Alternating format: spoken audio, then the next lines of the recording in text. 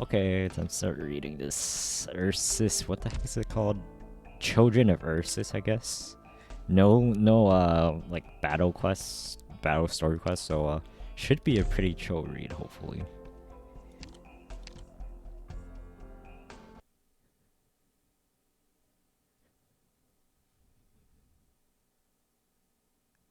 Gummy is the second one in her dorm to wake up every morning, and she has a habit. As soon as Estina wakes her, they share a handshake. Gummy then goes next door to wake Zima in the same fashion. Whether the general decides to shake her hand or not depends entirely on her mood. 6:30 a.m. Rhodes Island Dormitory is Estina and in Gummy's room. Z, it's morning. Estina should be here soon. Z. But she sure is taking her time today. Maybe she's been working too hard. I'm gonna be late if I keep waiting for her.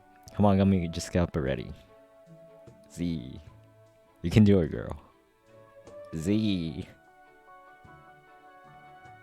I'm up. It's so dark.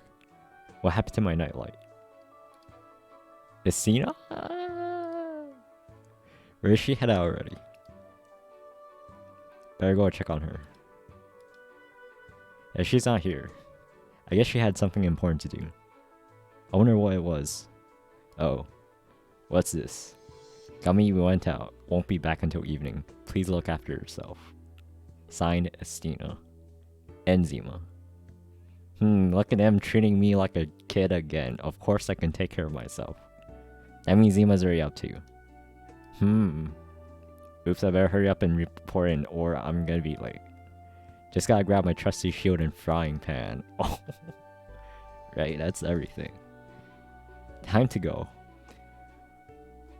Yeah, Gummy do be pretty cute, I guess. Okay, I don't mind talking as much okay, so this is more casual of it. This one surely should be more casual, right? I don't mind reading chat for once, actually. Holy crap. I think I could read chat. 11:28 a.m. Rhodes Island Cafeteria, kitchen.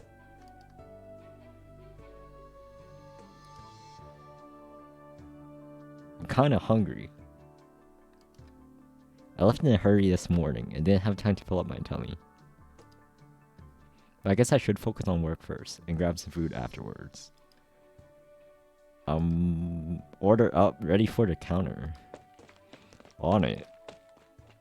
Gotta do a ski next. Okay, I'll have it right out. Done. Food's ready. Please take it to the dining area. Next up is we got another fried palemi. Please just need someone to take this order. Then I crank out the pelmeni and I'm good to go. Trusty frying pan. Frying pans are broken, deflecting bullets and everything. I guess. Gummy, I have my hands full over here. Put that out for me. Sure thing. Phew. I got this. It's way lighter than my shield. But where does it go? Dernar. Weird. Why is everyone in such a hurry today? I turn my head for a second and she's gone. Oh well, guess I'll just ask where to put it. It's gotta go around somewhere. The lady at a cash register. That's Gitano, right? Hey, Gitano. Is it Gitano or Gitano? I have no idea. Good day, little cub. Why are you out here with your frying pan? Do you need my help? Just one thing. Could you tell me where to put the ski? It's gang code. Or is it she? I just realized. I have no idea. Ski, huh? If I recall correctly, it goes there in the middle. Where courier is standing. Got it. Are you sure you don't need any help, little cub? I'm perfectly fine. See you later. Oh, it's Gitano. Gitano. Okay, Gitano. No, Gitano, not G. Oh my god. Gitano. Forget, you can't lift it anyway. Yes, I know. Welcome, what can I get for you? Braised pork and vegetables, coming right up, and a steamed egg with your stir-fried vegetables. No problem. Alright, here you go. Please be careful, it's hot. See you. Courier, I got the food. Great, thank you, Gummy. You're welcome. That's all for now. Sorry to bother you, Gummy, but would you mind taking this pot back to the kitchen? Okay, courier. Oh no, Rumble. You really outdone yourself, Gummy. Come here, I have a cookie for you. You must be hungry, right? Thank you very much, courier. It's my pleasure. Make sure to have a proper meal after this, alright? Will do. See you later. Gitano. I need to head back and get some stuff done. Stay safe. Will do. Rebel, just hold out for a bit longer. It's almost time to eat. Yummy goodies, here I come. Well, okay, you can't go in here. In there. I can't? You can't. Don't you see a sign on the door? I see it. I see a red circle with a tilty red line going through it. I also see K. That means K is not allowed in here. Got it? Got it. If you get it, why are you still going in? Hungry. If you're hungry, you can just get in line and order something to eat. Hungry? You're not allowed in there. But I'm hungry. Fine, I'll think of something. What if I give you this cookie? Will you promise not to go inside?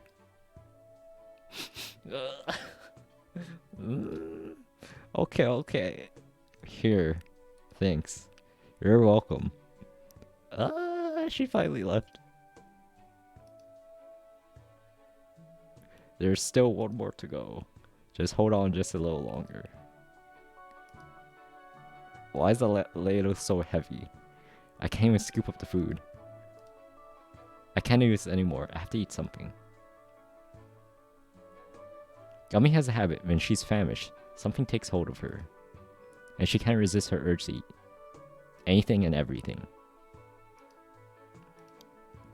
What's this? The hell are you doing, Gummy? So soft. It must be delicious. Chaw. Munch. Gummy, why are you chewing on my hip? Sorry, instructor. 11:55 a.m.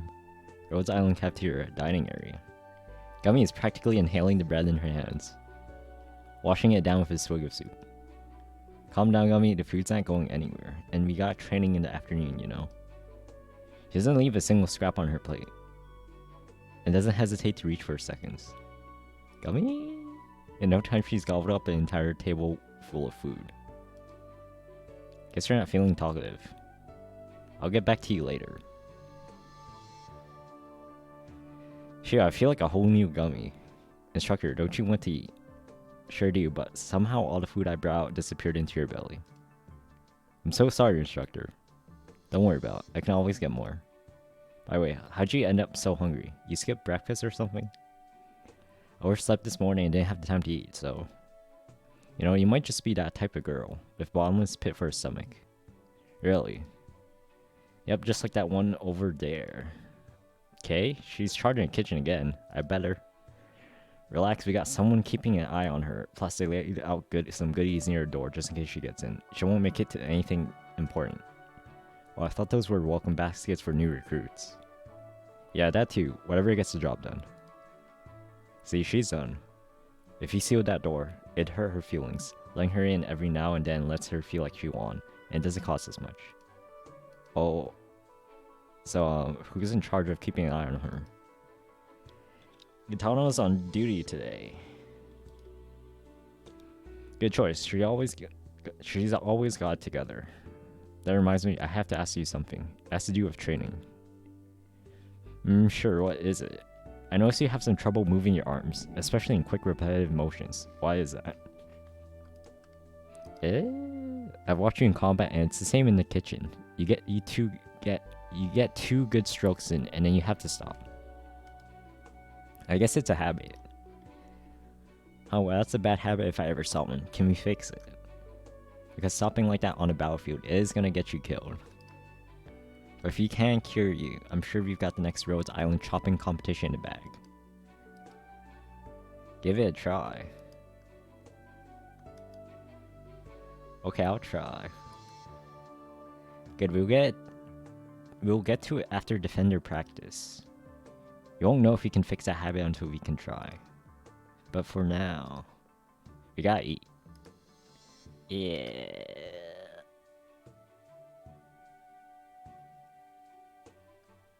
3:00 p.m. Rhodes Island Training Center Defender Training Room. Last round of the day, let's power through. 4 sets of planks. Time. Start. 10 seconds. 3, 2, 1. Stop. Okay, we're done. Go cool off. Whoa. Gummy? Yes, ma'am. You ready? What we talked about at lunch. Yes, ma'am. I'll get the training shield, and you can use your weapon there. Now relax, that's gonna be an important part of your rehab. Right. Okay, Gummy, I want you to hit me as hard as you can. I know you're tired from afternoon training, but it's actually the perfect time to work on this. You get me? I get you. Great, now give me whatever's left in the tank. Again? Again? Again, keep going. Again. If it's a conditioned reflex, that should have shaken out some more swings. Is she stopping herself involuntarily? But why? Got me swing. I can't do it. Swing? I can't. That's an order. Gummy? Order you to. Gummy is a good cook, but she has a habit. She chops only twice. Should she ever chop a third time, she would chop straight through a cutting board, right into the counter itself. Oh. Oh. Phew. Instructor! I'm fine. It's just been a long time since I took a hit like that. Is this another one of your habits? Sorry, instructor. Relax, I told you, I'm fine. But looks like this problem of yours is more complicated than I thought. On your third swing, you subconsciously put your full strength into it. Is that right? Yeah. But I'm guessing that takes a fourth swing off the table. If you were in the kitchen just now, you would have chopped that cutting board into a nice clean pair. Here I thought we just had to push you over the edge. Turns out there's something else going on here. I jumped head first into this without really feeling it out. Sorry, Gummy. It's fine. It's my fault for being a lousy student. Let's call it for today. You go home and rest up. Give me some time to noodle on this. But if you want to try again, you know where to find me. I could use a break. See you later, instructor. Bye-bye. I can't feel my arm. It's totally numb. Those Ursus youth scouts are stupid strong. I better pay Gabby a visit in medical. I'll grab her something to eat on the way. Oh, my 4:30 p.m. Rhodes Island dormitories. Zima, Estina, and Gummy's quarters. Gummy goes back home alone. She does not turn on the lights. She hangs her shield in the corner and makes her way inside. She did nothing wrong, yet she is sad. She wants to do better for everyone who does so much to help her. She failed. Since coming to Rhodes Island, Gummy's habits only bred more habits. And she knows those habits bother the people around her. But she can't change. She can do nothing but keep on being Gummy. And Gummy has a habit. She carries a safe door and a frying pan with her everywhere she goes. Gummy has a habit. She uses the entire tube of toothpaste, going so far as to suck out the last few drops. Gummy has a habit. And up somewhere high, she keeps far away from the edge, even if there's a guardrail. Gummy has a habit. When she's famished, she has to fight the urge to devour the nearest object should she fail. Gummy has a habit. If she finds herself in the dark too long. Oh, Gummy, you're back. Why didn't you turn on the lights? However, Gummy has a habit. All her myriad habits dissipate as soon as she sees Zima and Estina. Oh. No doubt she was snaveling alone in the corner after something shook her. Was not. See. What am I gonna do with you? Gummy, start cleaning. Lido is coming. You got it, Zima. Hey, Gummy, come here. Yes, Zima. Wait, I just realized she's wearing earbuds. Wait, right? Holy shit. I've never seen her are up close. I think those are earbuds. Yeah, two. I think. Oh yeah, wait, they are. Holy shit. They even go into her freaking ears. Oh my. 6-star Gummy. Oh. Dirt skill is called Dirt Strike. I've never looked at her R up close. Holy crap. It even has like the freaking bare earbuds. Oh man. Come, I can do it myself. Don't move. Dare give Isina back her handkerchief after you wash it. Okay. Now tell me what happened. Zima? What? Sure, right, forget. Get to work, Gummy. I did the shopping. The rest is up to you two. Okay, what's so special about today anyway? It's been exactly 1 year since we came to Rhodes Island. Zima even woke up early for the occasion, if you believe it. If you're on beat, I'm gonna lay down for a bit. Call me when Lido gets here. Oh no, you're not. There's too much to be done. Nah, I'm tired. Gummy, do the thing. Do I have to? I'll go prepare refreshments. You're responsible for getting Zima up. Okay. Zima? What? Zima loves you. Spare me the schmaltz. I'm sleepy. Zima! Get off of me. Tickle. Fine, I'm up. Job's done, Estina. Good, now put her to work. I have my hands full. I just carried all those bags. Why do I have to work more? Call it the burden of command. Because you're our leader. Hee. Damn it. The is true. Wait, all versions of Ursus students as adults would be interesting. Wait, how? wait. They're kind of. Wait, actually, you're right. Holy shit. Actually, they're not even booba. If the attack kills the target, the exploding. If the attack kills the target. Kills the target, explosion deals AoE damage. Oh my. I've never seen you before. Come on in and give me a hand. We'll celebrate once everything's done. Oh, that's Lido. I've never seen this. I've never seen Lido before, actually. Can't believe you remembered. What was that? My favorite. That stuff isn't cheap. My treat. Heh, thanks. What are you standing around for? Get busy. Oh, she's an NPC? Hell? Oh, okay, I guess, apparently. Alright. Can I put this here? I just put that out. Haha. Gummy has a habit. When she's happy, she laughs. It's a laugh from the very depths of her soul. And she wants everyone to share such a laugh. Even Rosa only about 17? Okay, I guess. Done? Z must say a few words. A few words. Eat up. Oorah? It's been a long time since we all got together. I hope Rosa can come next time. It's open. CB pokes her head in. Is the little cub here? There you are. Hiya. I ate your cookie earlier, so I got you a new one. Vulcan taught me how to make it. It's fresh out of the oven. Isn't it kind of big? Hurry up and eat it before it gets cold. Bye. Oh, bye. She's gone. Nichigo CB. That's one hell of a cookie. A cookie's a cookie. Well, eat it already. I'm eating well tonight. Yay. 9 p.m. Rhodes Island dormitories. Zima, Estina, and Gummy's quarters.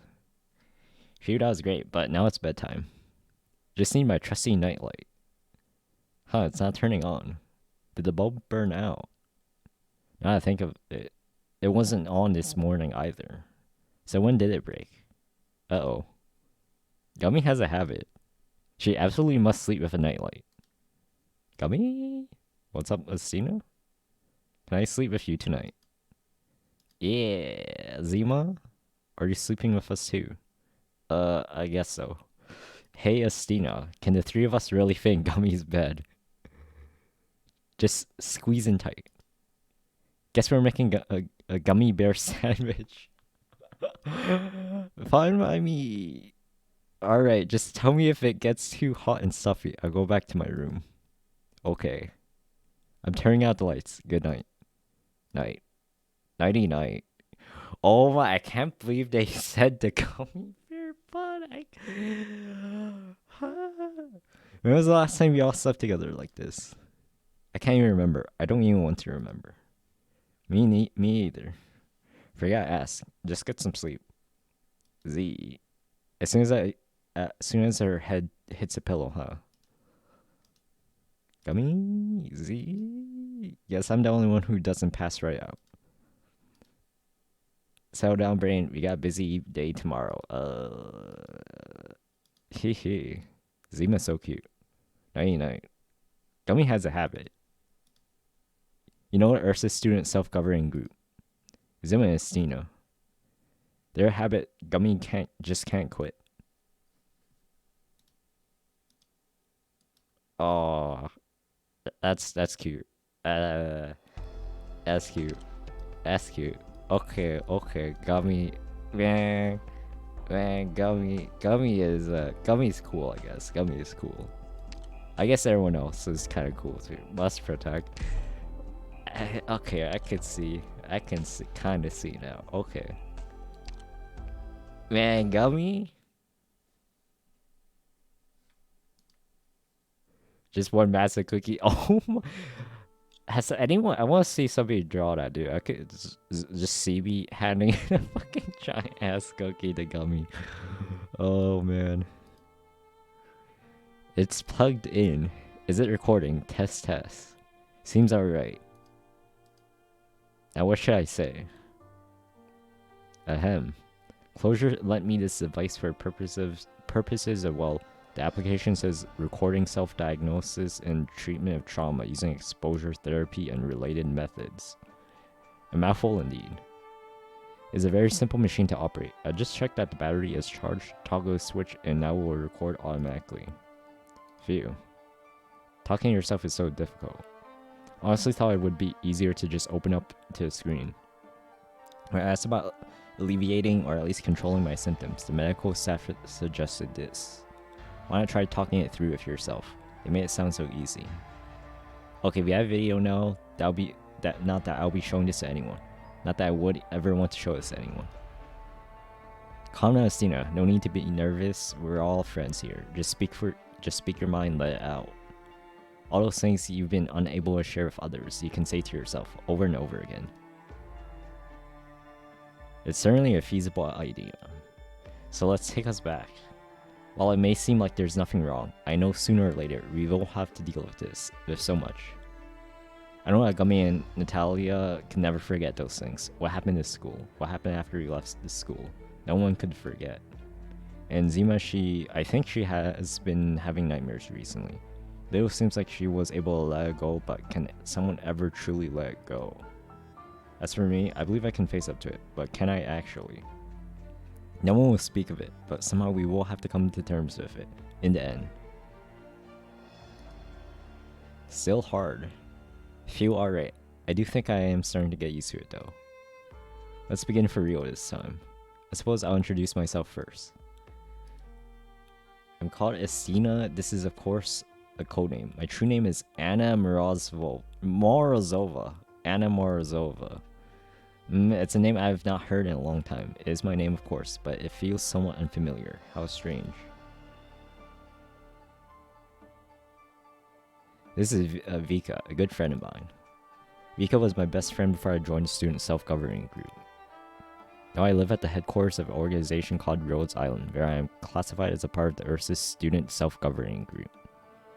This group was my idea, but it was Zima who truly found it, and while we are indeed independent, at the moment there are only 5 of us. Zima, Natalia, Lido, Gummy, and myself. There used to be more, but we are the only ones left. Of course, Vika is also a member. We currently serve as operators for this Rhodes Island. I suppose it's the kind of job. I don't mind it, fair pay for fair work. Zima has no plans to leave for the time being, and although she does not speak her mind, I know she is satisfied here, and from time to time I find myself thinking it would be nice to say. Phew. The truth is, while we're all together now, we did not come from the same school. Gummy, Natalia, and I attended the same high school. Zima and Lita went to another one. Oh, but Zima was sort of famous, even at our school in fact. Every student in the district knew about her. I suppose she is something of a born leader. I recognize that she was the right choice to lead us. Reunion found us defenseless and occupied Chernobog, our city. Then some things happened. Reunion took a handful of kids from our school, me among them, and marched us over to Zima's campus. There may have been students from other schools there too. I'm not certain. It was a chaotic time. It's still not clear why they did it, but it was all orchestrated by a white-haired boy leading that reunion outfit. I think he may have been even younger than us. I don't know. I got the impression he had to convince the other leaders to round up the students, at which point they locked us inside Zima's school. Looking back now, it all seems ridiculous. We were locked in there for maybe 2 weeks and...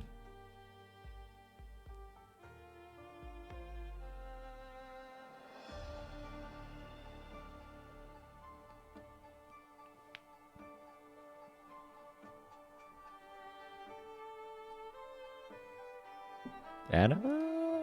If you think heavens, it's you. Pull me up, Anna. Anna? And we fought. We fought within the sealed up school, and when we managed to escape from it, we fought in the city blocks of Chernobyl.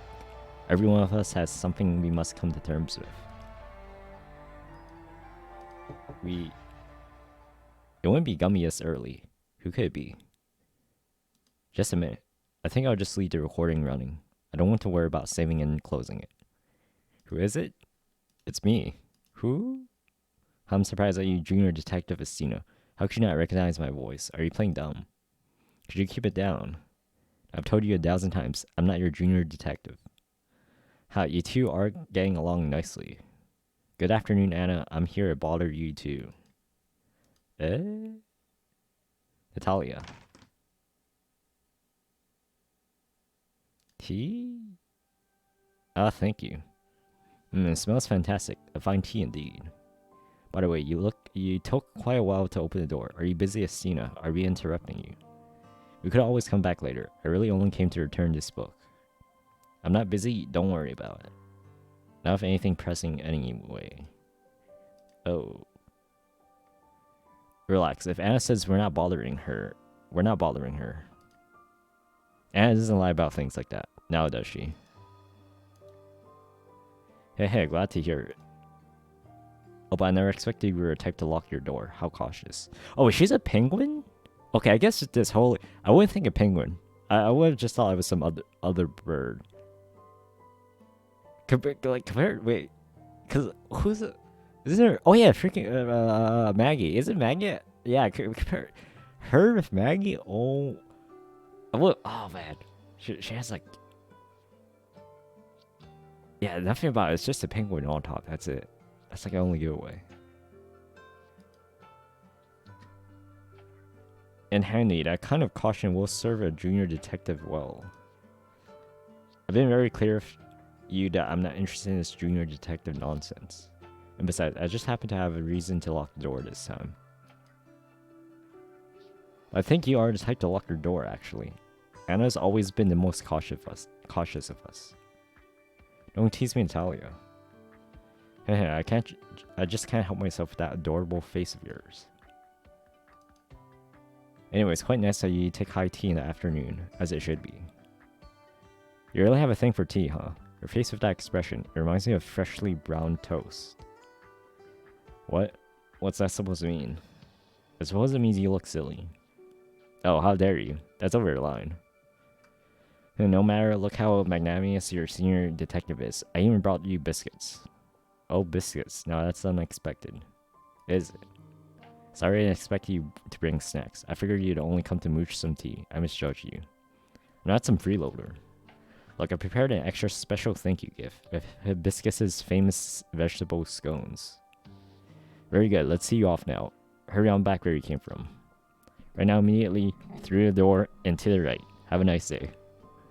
Hey, now, you needn't be so forceful. The scones are delightful, I promise. Here, try one. No, thank you. Really, stop. I don't just shove it in. Aha, this is what I meant by you two getting along. I'm jealous. Other nonsense. You think we're getting along? Hey, like a two peas in a pod, eh? Eh? Huh? Not that we get along poorly. I'd say we just... I had this all wrong. We don't like each other at all. Wait, holy shit, you're right. She has a gun. Just casually pointing. Haha, Natalia. Haha, sorry. I just see two clearly connect on a deeper level than I thought. Haha.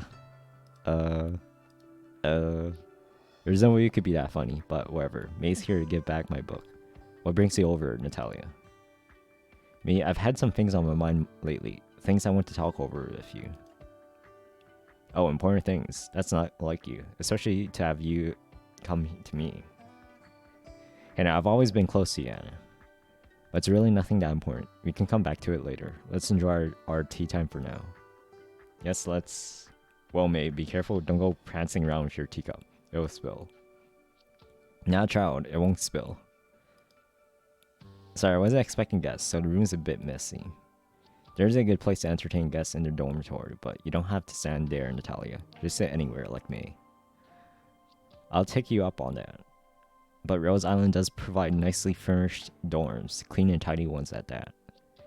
Right, that they don't make for good house parties, so not like we used to have. Those were more banquets than parties. Oh, banquets. What's the difference? They're completely different. Are they? Absolutely. Oh, a banquet sounds lovely. Let's not get carried away. That was another time. The big house, the lifestyle, none of it has anything to do with who I am now. Not Sonia. She always teases me about tactless. If it weren't for you, Anna, I'm sure Sonia would be butting heads with everyone left and right. I honestly think we live quite well right now. It's leagues better than when they had me on undercover investigations. And by the way, Senior, your room is already very clean. You've got so many books, and they're also well organized. We're still in the midst of setting it all straight, and Gummy's always been rather fastidious. That's true, our Gummy does like to sort things. Even back in those days, in a place like that, she'd still keep everything we gathered all nicely sorted. Same as she ever was. A place like that? A place like what? But a tiny roommate could be great, or I suppose it could be hell. Oh, and who's this lovely little doll here? Don't touch her. Eve, what's the matter? You scared the life out of me. You didn't have to be so rough. My apologies. It's just, this is something very important to me. That's... Anna, didn't that belong to? So I talked to doll of you. Please stop talking, Natalia. Stop talking. I'm fine, don't worry. Anna? Stop talking. I heard about what happened back then. There was nothing anyone could have done. No one could have known. Stop talking. It was tragic, but we all know it wasn't your fault. Shut up. You were just a second too late. You did all you could. I know, thank you. I'm fine, Natalia. I'm fine. I'm fine. That's what I've always said to everyone. Zima, Gummy, Leo, and Talia. They all think I'll be fine. I almost believe it myself. It wasn't my fault. Or was it? I just got there too late. No, it wasn't late. I did all I could. All I could. I'd already made my choice.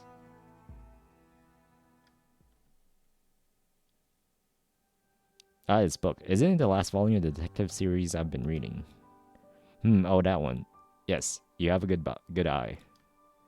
This is the most precious title in the series, the final act in the story of the world's greatest detective. I had to beg the doctor over and over again to help me hunt it down. Oh, that reminds me, back in the old country, I saw what I'm pretty sure was a signed copy of the first edition on the bookshelf at home. Oh, the memories. I cried my eyes out the first time I read it. Autographed and a first edition at that. Oh, what rotten luck. I remember Sonia saying Anna moved mountains to try and get any signed copy of the author's work, and she's so empty-handed. They're just too rare. Oh, it was that special, was it? There's too much old stuff like that back home. I never noticed. Only Batman comic. She's fine. Maybe. Oh god. I hope. Oh god. Anyway, Sienna, could you lend me this book? I can, but didn't you say you'd read it before? First copy, signed copy. Oh well, I did, but it's been so long. You see, it's about time for a reread. It's really quite something that you've got a book like this here. Haha, you can read it anytime you like. When you put it that way, I suppose I ought to lend it to you for now. Oh, Estina, that's marvelous. You're the greatest. Phew, no problem there then. You can stand to be a little more aware of the feelings of others. But nevertheless, thanks. Did you say something? Oh, these biscuits are to die for. You really won't have one, Estina. I didn't say anything. They're just normal biscuits, aren't they? I could have a taste. I didn't expect you to see you and Natalia together. How do you know one another? Oh, I wouldn't say we know each other that well. Natalia just happened to lend a hand when I was covertly investigating penguin logistics. Glad I could help. You talk about investigating penguin logistics quite a bit. Still haven't given up on that, eh? I'll never give up. I've staked my reputation as a royal detective. Personally, I think you've long since forfeited your reputation as a royal detective. Why you? I've just had about enough of you. The point is, we only happened to bump each other on the way here. What's more, the last book I borrowed from you was absolutely riveting. I just had to come talk about it as soon as I turned to the last page. That's not entirely off the table. It's been a while since I had a good talk about detective novels, and the plot in that one is indeed one of my favorites. Riveting, you say. I most certainly did. How does one come up with such a twisty plot? Oh, I swear my hair stands on ends as I read the final review. I'm sure it's a perfect cocktail of literary creativity and logical deductions that jabs the reader's right in the psyche. Easily my favorite one in the series. Oh, I see. It's so clear to me. It was written in the first person, so the murderer was actually the protag. Fool, you can't just spoil the whole thing. Holly hasn't read it yet. How you almost killed me. I bit my tongue. That hurt. I understand not wanting spoilers, but that was way out of line. Estina. Interesting. You really like your detective novels, eh, Anna? I don't usually see you so excited to talk about something. Oh, really? Really? In fact, I think I think you'll have to let me read one too, since they're clearly so compelling. Oh wait, Estina's another oh. What the heck, another Aoyuki? She doesn't look like an Aoyuki character. Initially, at least. Man, I'm kind of curious. I'll see if I can, like, play her voice lines. I think I do have her. I guess I could give her voice lines a listen afterwards. You want me to read to Natalia? I never would have imagined. Every time I asked you before, you'd say the same thing. When I have time. How is that right? But when I see the two of you crowing on about these books, I can't help but want to join in. Alright then, the more the merrier. There really aren't many people here who can hold a conversation about great art. The doctor reads, but finding time for a conversation is no simple task. The doctor, you meant that. Oh, you mean that one commander. I see you're familiar, Natalia. I am. That one is quite a unique presence on this vessel, and I've had the pleasure of bearing witness to that particular commander's field operations. It's too bad. There's some special meetings or some such on today. I wanted to give the doctor a biscuit. Don't worry, I'm sure her biscuits will make sure the doctor gets a share. Yes, Dr. Cal keeps a close eye, but it's clear that everyone is just as concerned about the doctor. The medical staff in particular. I went for a test recently and overheard several medics discussing adjustments to the doctor's diet. I believe the conversation of stacks was mentioned. Haha, that's a fairly reasonable step, no. Gibby was moaning about that too. Honestly, what does that one eat every day? Also, what was that about a test in Talia? Well, I would appreciate some discretion in this matter. I haven't made up my mind yet, but it is why I came here today. However... Oh, wait, Hibiscus makes vegan... Wait, no, Hibiscus makes vegan biscuits? What the heck? Now's not the time, actually. Let's come back to it another day. You know soon, Anna, in all likelihood. Oh? Alright then, I won't pry.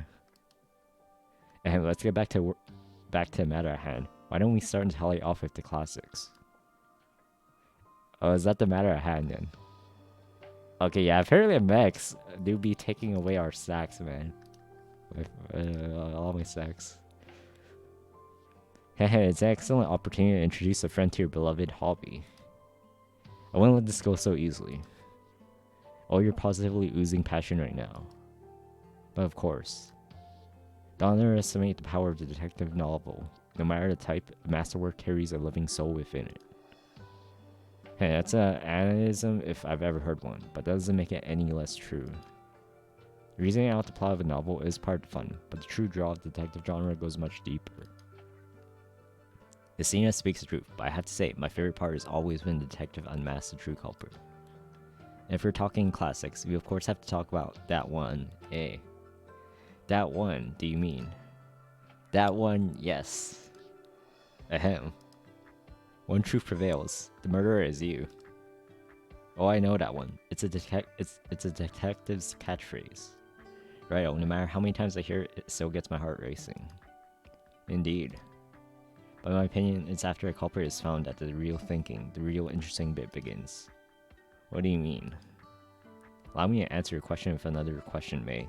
Upon cornering a criminal and arriving at the truth, what is it the detective should do? Should she announce the truth to everyone, securing a conviction? Even when the truth is clear, the law may, from time to time, be an ineffective remedy. What then can she do? Does she allow this criminal to get away with his crimes, or does she take the law into her own hands? Such things happen in the real world too, with no simple solution. If I were her... Did you just want to drop that one on us? What are you even talking about, Asina?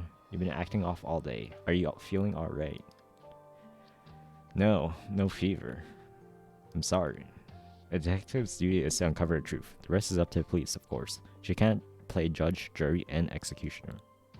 Every part of the justice system plays a role. The police, the courts, and detectives like us. Isn't it obvious?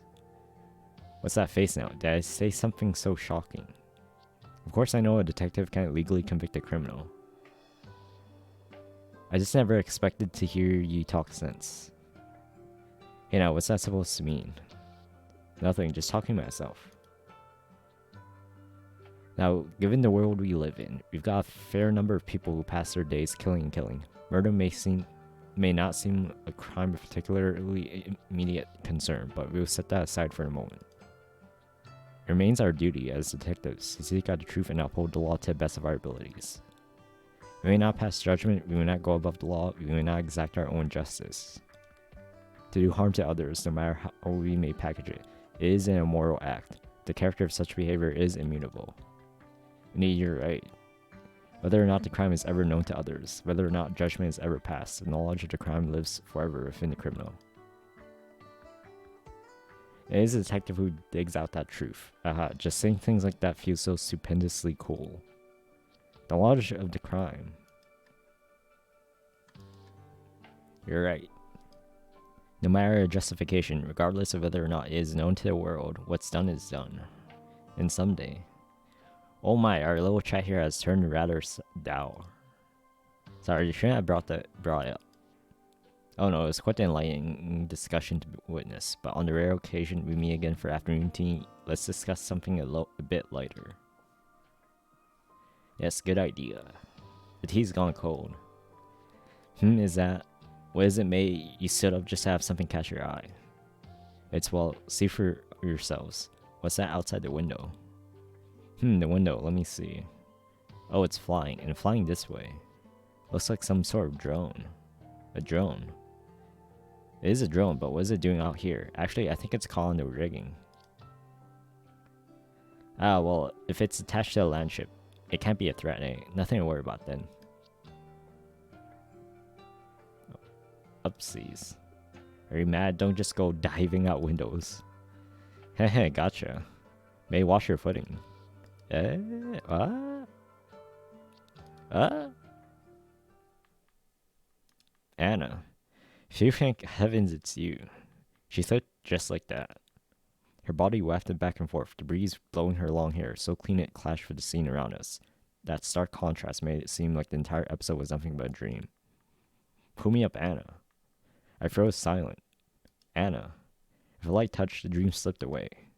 No words, no sound, just a few small marks on my fingertips. Anna, please, what are you doing? I just watched her fall.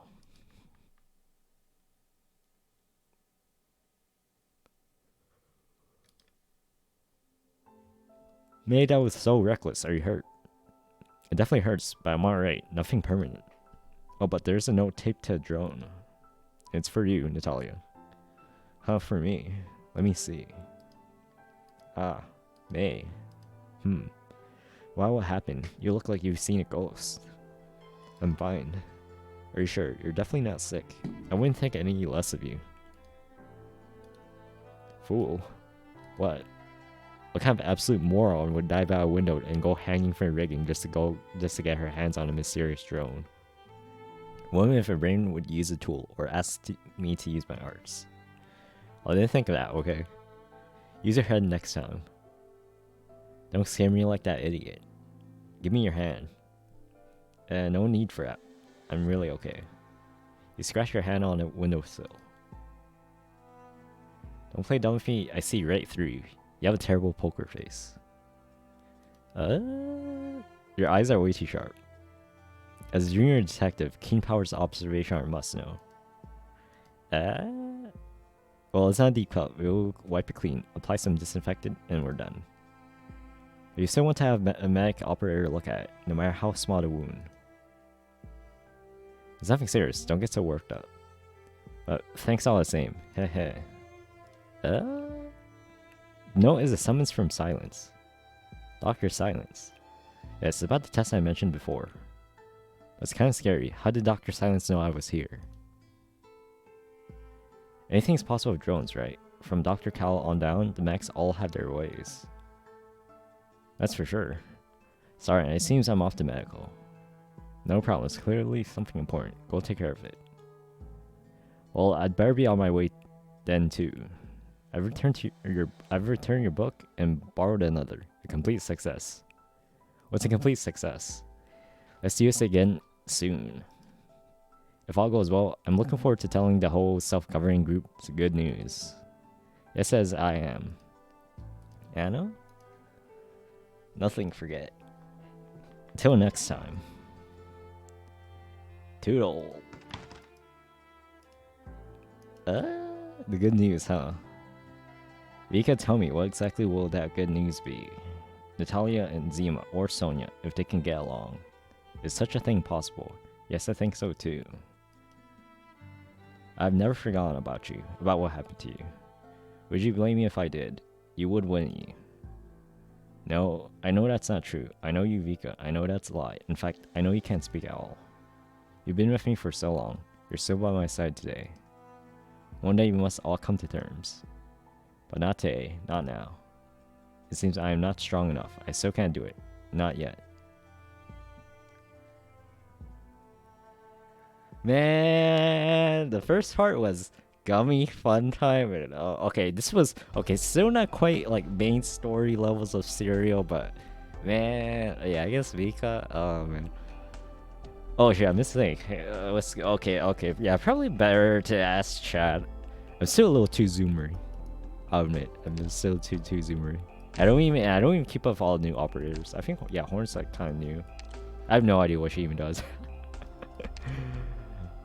All right. Oh wait, I guess this means this is Zima's story because yeah, it looks like it was Gummy, Estina, then now Zima, I guess. It's morning. I come out of my room as usual. Sonia, are you finished washing up? I'm not a kid anymore, Mom. Mom calls me from the kitchen, where she's cooking. I sit down at the table to wait for my piping hot breakfast. Breakfast would normally be a bowl of porridge served with bread and ham. I guess she wants to lose weight, so we only have oatmeal porridge. Fine by me. Dad sits reading the papers. Everything in them is always so boring. Political and economic stuff I have no interest in. Why don't they run stories about my glorious accomplishments? Sonia, how's school going? This again. Doesn't he get tired of going through these motions twice a day? It's only ever at breakfast and dinner that he pretends to care. Fine. You're in 7th grade already. It's time you start behaving. Why? I'm only in 7th grade. Have you decided what you'll be doing after you finish 9th? Not yet. After 9th grade, I have to decide whether I'll keep studying or go to technical school to learn a trade. I know Dad would rather I go to trade school, and I'm sure he's about to say so. I think you should. Don't push your hang-ups onto your daughter. Did you find work yet? Mom interrupts Dad as she carries our breakfast out the kitchen. I have an interview today. Since losing his job, Dad struggled to look Mom in the eye, now that it was much better before. You have to put aside your pride, Pierre. We can't eat dignity. I know I'm trying at it.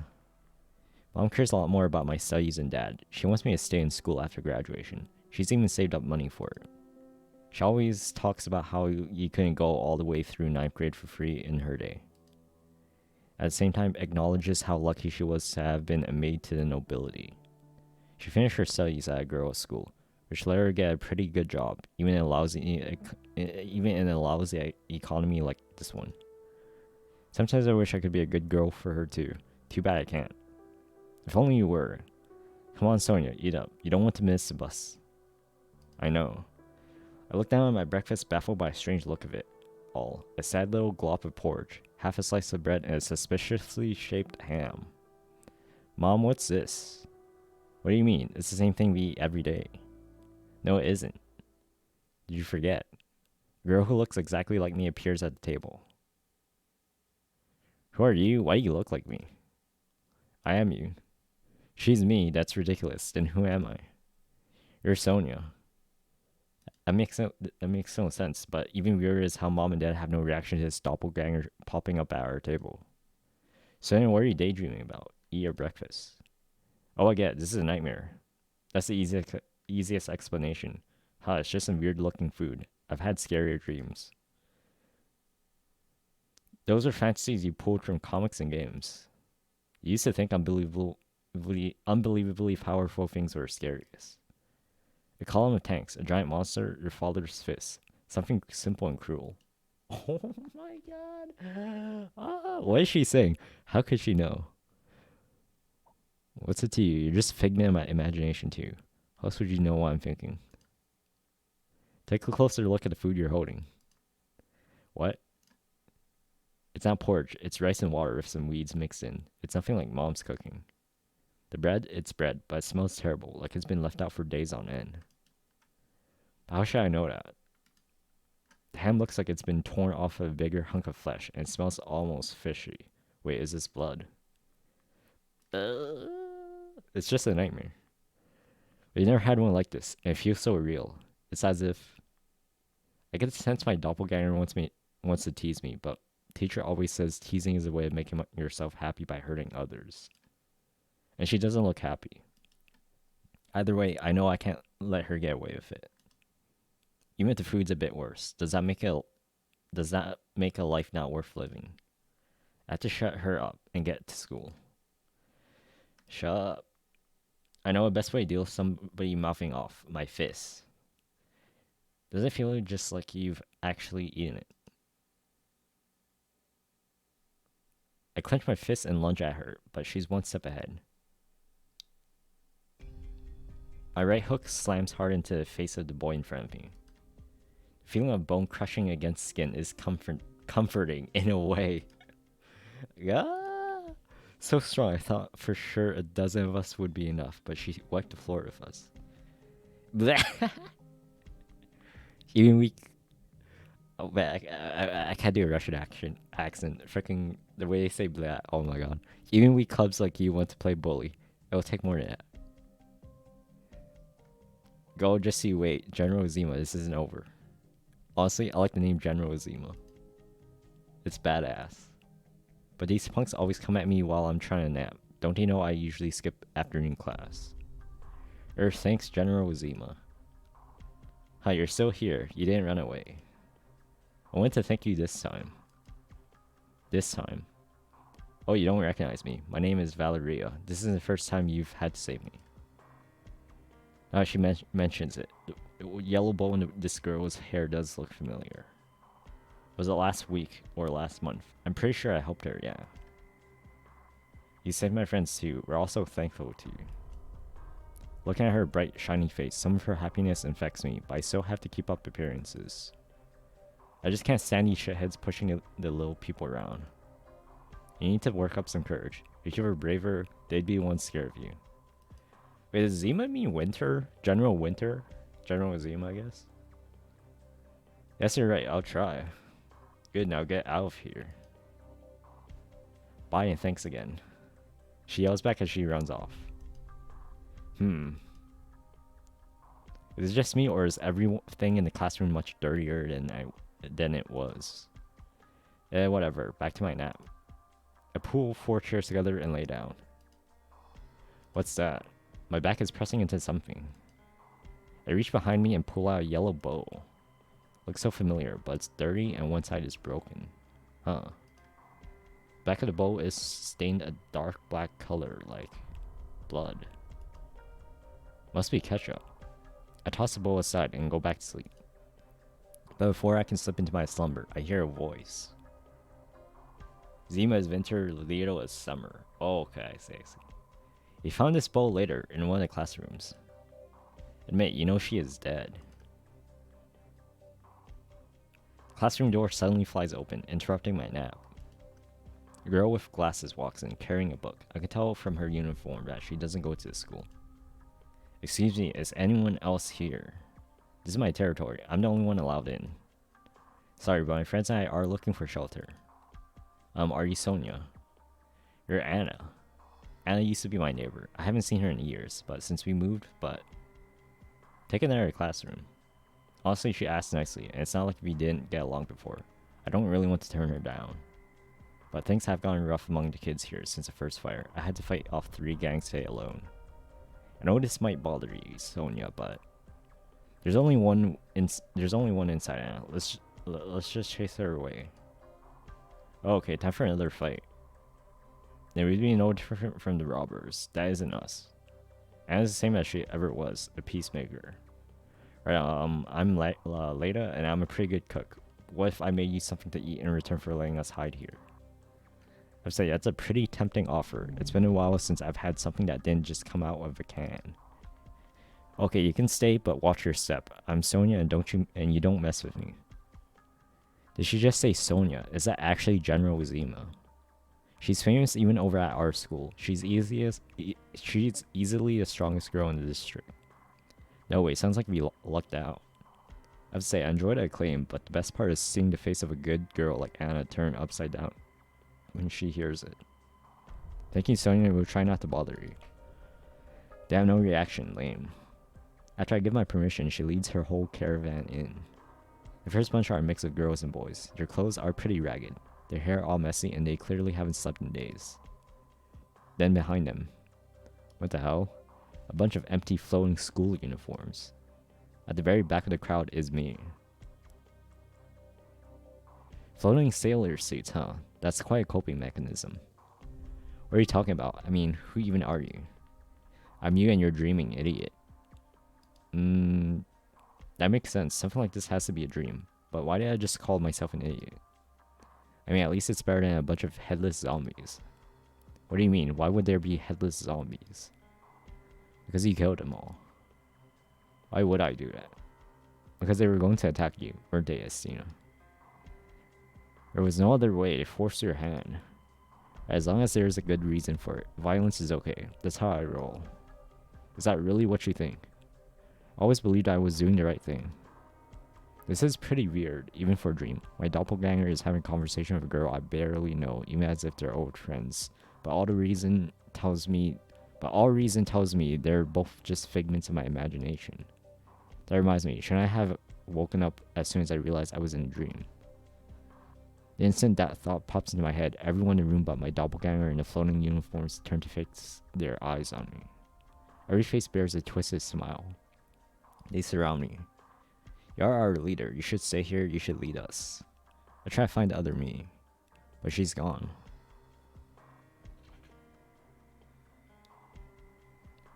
My eyes shoot open. The room around me is still the classroom. It's late at night. The others are asleep. I'm slumped up against the door. There is another door, but I barricaded it with my desk. The windows have all been sealed. The door next to me is the only way in or out. I am their leader. I have to protect them. You can't sleep, Sonia. I hear Anna's voice nearby. It's been 3 days since she and her partner joined us. There was some unpleasantness in that time, but Anna sided with me in the end. Yes, I had a nightmare. Don't let it get to you. You did nothing wrong. I can't remember what I was dreaming about, but Anna must be thinking it was something to do with them. She feels bad about it. She never imagined that classmates she trusted would go so far as to attack me just because she asked me to lead them. I killed them all, of course. I've seen lots of groups fall apart because of little conflicts like this. It's why I didn't want to join a group in the first place. I'd rather communicate with my fists and then try to manage relationships. Don't worry. I hear rustling as she moves over to me. I know she wants to comfort me, but it's obvious she's the one who needs comforting. I should change the subject. Anna, were you your class president? No. So how did you end up with so many followers? I was actually very uncomfortable trying to play leader, but Leda kept pushing me, and I just felt like I had to do something. Aha, you did have to do something. You're teasing me. But really, when the kids in my class would bully each other, I knew it was wrong, but I just kept to myself. Kept away from it. You should have kicked their asses. You're a tough girl. It's true, she may look the bookish type, but Anna's really very good in a fight. She just doesn't like to apply herself. If only I was as brave as you. I can never find the courage to stand up to people. Oops, she sounds even sadder than before. I really don't know how to comfort a girl. What can I say to cheer her up? At least you're standing up now. That's the best you could come up with, Sonia. Because I believe it's wrong. At least that's what I thought at first. What's wrong? This, all of it. We've been locked up in this school for 8 days. Everything keeps getting worse. It's all because of that first fire. If it wasn't for a fire. After a fire destroyed one of the food pantries, the noble students from number 4 secondary school occupied the other one. Then they started looting. You still see commoners fighting over food. The school looks like a war zone, debris and graffiti everywhere, and every night is set against the sounds of kids yelling, screaming, crying. Perhaps, don't you think that fire was bound to happen sooner or later? Are you saying someone started on purpose? No, how should I put it? Let me think. It's more like that which the fire represents would have come about no matter what. I somehow understand you, Milas. You even thought the fire, something would have happened to send us all into panic. Is that clearer? Weird, it must have been the bad guys who set the fire. The bad guys. They're always bad guys. I don't think that's right, but I don't know how to argue with her either. I once read a book that said human nature is evil. I thought it was strange at the time. We've built such civilized societies. We live lives of order and morality. How can we be inherently evil? It is with this in mind that I was able to muster the courage to gather up everyone and maintain order. But things kept getting worse, and I did nothing about it. I didn't restore order. I didn't save anyone, and without you, my classmates might have already killed me. I'm useless. Her voice is teetering on the brink of tears. I made this so much worse. However, I don't know shit about morals, order, society, or any of that, but I understand what she's getting at, so I might as well start talking. What you're saying now is you think everyone does bad stuff, including me. That's not what I meant. Now she sounds surprised. I got her good with that one.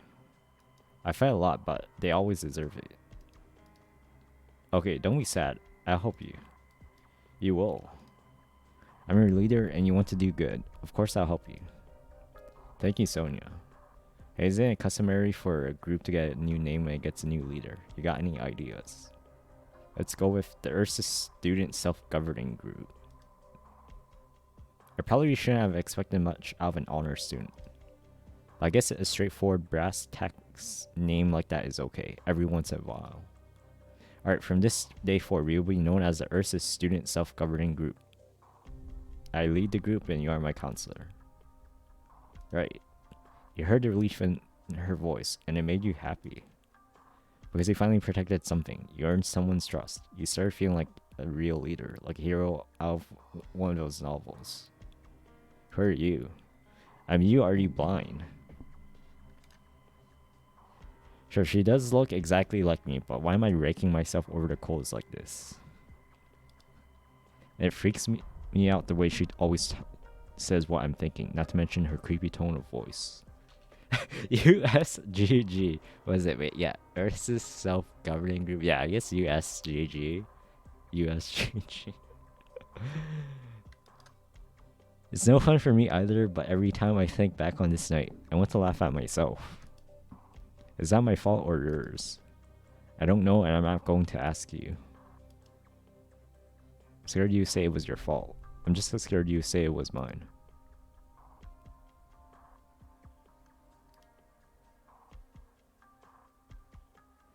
Suddenly I realize the door beneath my feet has become a bottomless void. I start to fall. As I fall, I hear distorted voices calling out. Think about Anna. Sonia alone can't protect all of us. The only choice is join them. Sonia hates the aristocrats, Abika. So we're going to risk all our lives. Alright. As when the darkness begins to swallow me. I drop down from a second-story window, landing steadily on the ground. They'll catch me if I take the main entrance, so this is my only way. There's something I have to do, something very important to me. I understand Anna, because idea makes sense. I'm not so full of myself, I think I can take all those noble shit stains on my own. At least I couldn't take them head on. They're definitely asleep this night. They're definitely asleep this late at night. Now it's the time to take them all out once and for all. Well, maybe killing them all is a bit much. Capturing your leader should do the trick, but really, I'll have to cut off the head to let the body die at least. Please let me go. Help. Hand over the food you've been hoarding. We don't have any food, I swear. Please.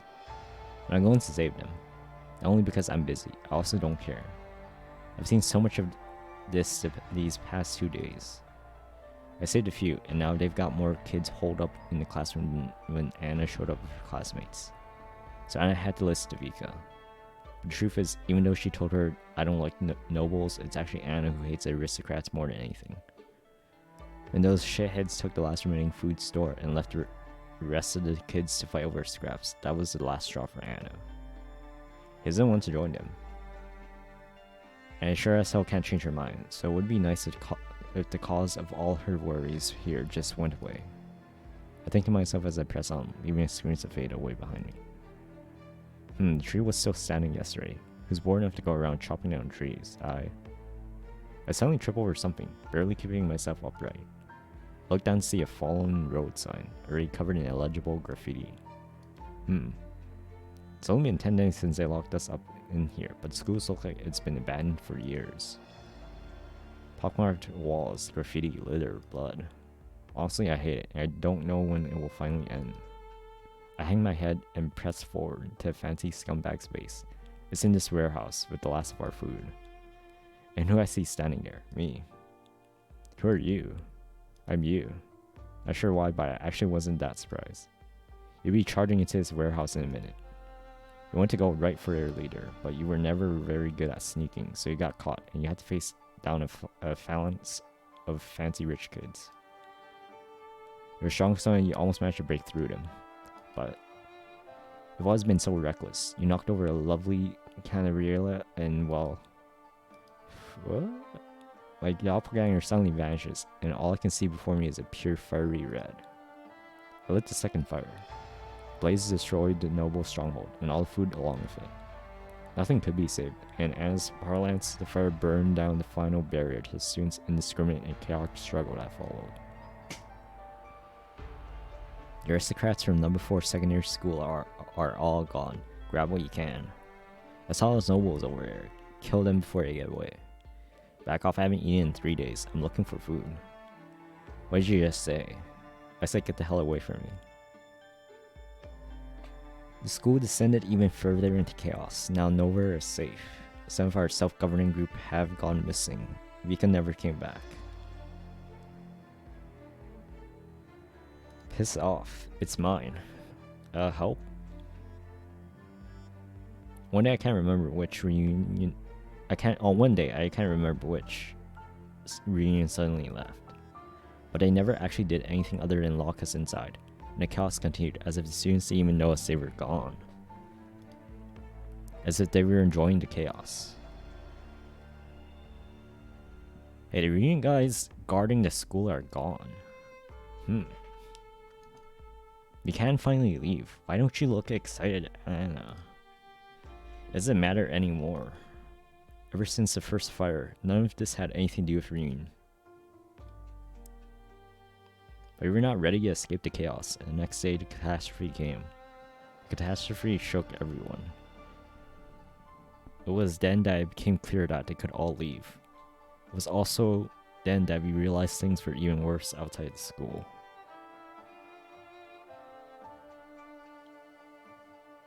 Is this a catastrophe? When the world happened? I'm scared. And we ain't get out of here now. But where can we go? After that, we took refuge in the part of the city that wasn't overgrown with iridium, hiding from other survivors, hiding from reunion. And then the Rhodes Island squad rescued us and took us back to our base. Who's there? A kid. She's armed. Kiss my ass. Wait, we're here to rescue survivors. Huh. Come down with an organization called Rhodes Island. You're safe now. I survived, we survived, but I failed to deal with all Anna's worries. Honestly, I let her down.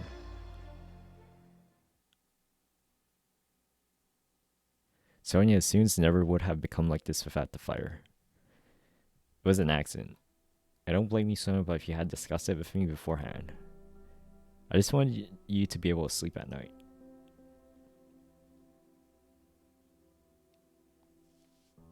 Zima, I'm still willing to trust you.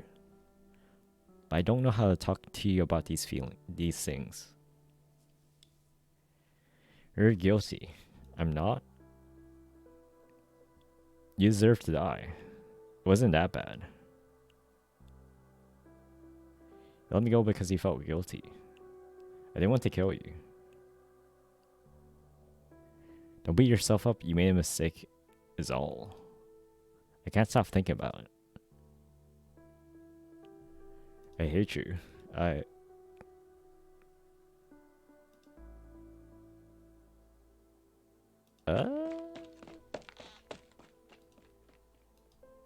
That dream again.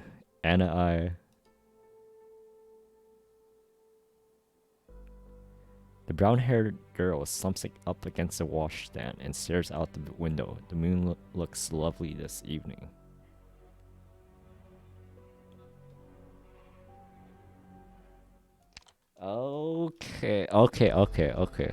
Okay, so it seems like it's the one. Man, Zima. Man, Zima seems pretty cool. Man, they ended Zima's thing like that, man. Okay. We got. I forgot her name. It's or at least her operator name. This unripe texture, this slightly too salty flavor.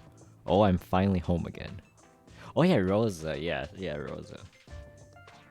Man, it's crazy. It just went from that freaking Zima's ending to this now. It was just a long mission. You don't have to kiss the deck. You don't know how I take to Ursus food. It really doesn't agree with me. Our canteen's way better. I like everything here. The way you just put it, it doesn't exactly sound like you like it. Something doesn't have to taste good for me to like it. I hope some survivors find their relatives and they thank me for a banquet. A big, classy, noble shindig. Well, let's just say my palate isn't so refined. Yeah, sure, totally dependent on Rhodes Island cafeteria. So what was the mission? I'm pretty sure you know the deal. Resettling the refugees from Chernobog and other Ursus cities. Easy stuff, but time consuming. Forget I asked. I know how much refugee ops mean to you. Yeah, it's only so much we can do when there's so many of them and so few of us. But a life saved is a life saved. I heard Doberman talking about how we're not in the best position with Ursus right now. So it's great that Amy and the doctor are still willing to do these rescue operations. Sure, we lucked out with those two. Well, there's another one we owe a lot of thanks to. Oh yeah, I heard about her on the road. Some girl named Natalia. Right, she's a big celebrity here now. Oh, my ears are burning. Hey Natalia, how are you doing? Good afternoon, Mr. Saren, and you are. Codename Compass, nice to meet you. Compass, a fine codename. Good afternoon. Would you mind if I join you? By all means. And then I hear she was just a student. This is no little girl. She's pretty big. Yeah. Oh my. Yes. Well. Okay. Thank God I'm not the only one. Holy. I'm like. Okay. You just look at like. Look at Estina, Zima, and freaking. Oh my. And you look at freaking Rosa. Oh my.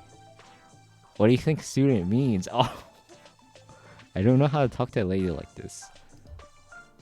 Relax Natalia is real easy going.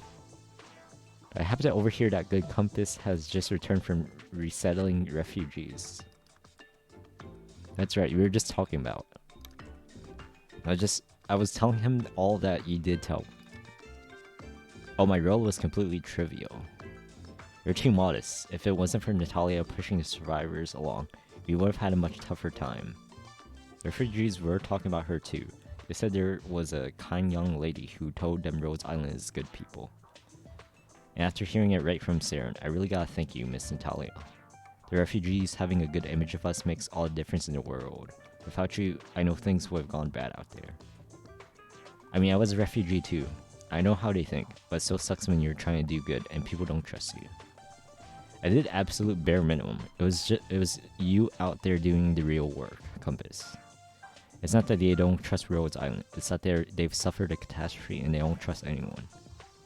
I sense that Rhodes Island has everyone's best interests at heart, and having been student council president, I was used to his business. It's what I'm good at. You hear that, Saren? Is this how you talk to people? Listen up. Did I just say Natalia's easygoing? When word got around that the new kid was some aristocrat Harris, we were all worried about getting along. But it turns out she's good at her job. Easy to talk to, super easy to get along with. We all love Natalia. Oh my no, everyone's only willing to put up with me because I'm so young. Speaking of, did you decide to stay at Rhodes Island? I did. I passed the logistics department's examination last week. I am now formally employed with Rhodes Island Pharmaceuticals. Wow, that's great news. You're gonna love it here, trust me. I'm already very pleased. As long as we're on the subject, Mr. Saren, I finished compiling the second refugee manifest, pairing names of destinations. If you wouldn't mind sending it along after lunch. What, already? That means the refugees we saved all have somewhere to go. Yes, aside from those who are still undergoing treatment. Incredible. It's a good thing the section chief put you on task. I'm only doing my duty. I guess I'd better go put in for a second resettlement op then. Want to head out there again? Then you just get done telling me you can't stand Ursus food. Yeah, but seeing survivors return to their homes and their relatives, seeing them so happy makes up for it. Right, I'm about done with lunch. Help me with the tray, will you? I gotta go apply. Hey, what's your own tray? Sorry about him, Natalia. That's just how he is. Our good Compass has quite detachment to refugees. He does. You heard him say he was a refugee too, right? One of our teams saved him, so he's pretty gung-ho about any ops that have to do with refugees. They seem to get along well. Oh yeah, I guess we do. He was in logistics for a bit, but transferring to front lines, we had some time together. Our personalities clicked, and so we're friends. You're that Ursus student self-governing group, right? Yes, but Son, Zima, and the girls are frontline operators like Compass, and I'm in logistics. I heard you were all found together. You're very close too. Yes, we are. We were together all that time. We're very close. You went through it as a group. That's good, or not to say that kind of hardship is good. I know what you mean. Oh, Zima. Speaking of devil, huh? Is she staring at you? Yes. Forgive me, Saren. I must be going. Yeah, sure. Are you looking for me, Zima? Are you okay? You look pale. I'm fine. I shouldn't have come looking for you. Forget I was here. Hey, wait. Don't touch me. Talk to me, son. We haven't had a good talk since we came here. Come to my room.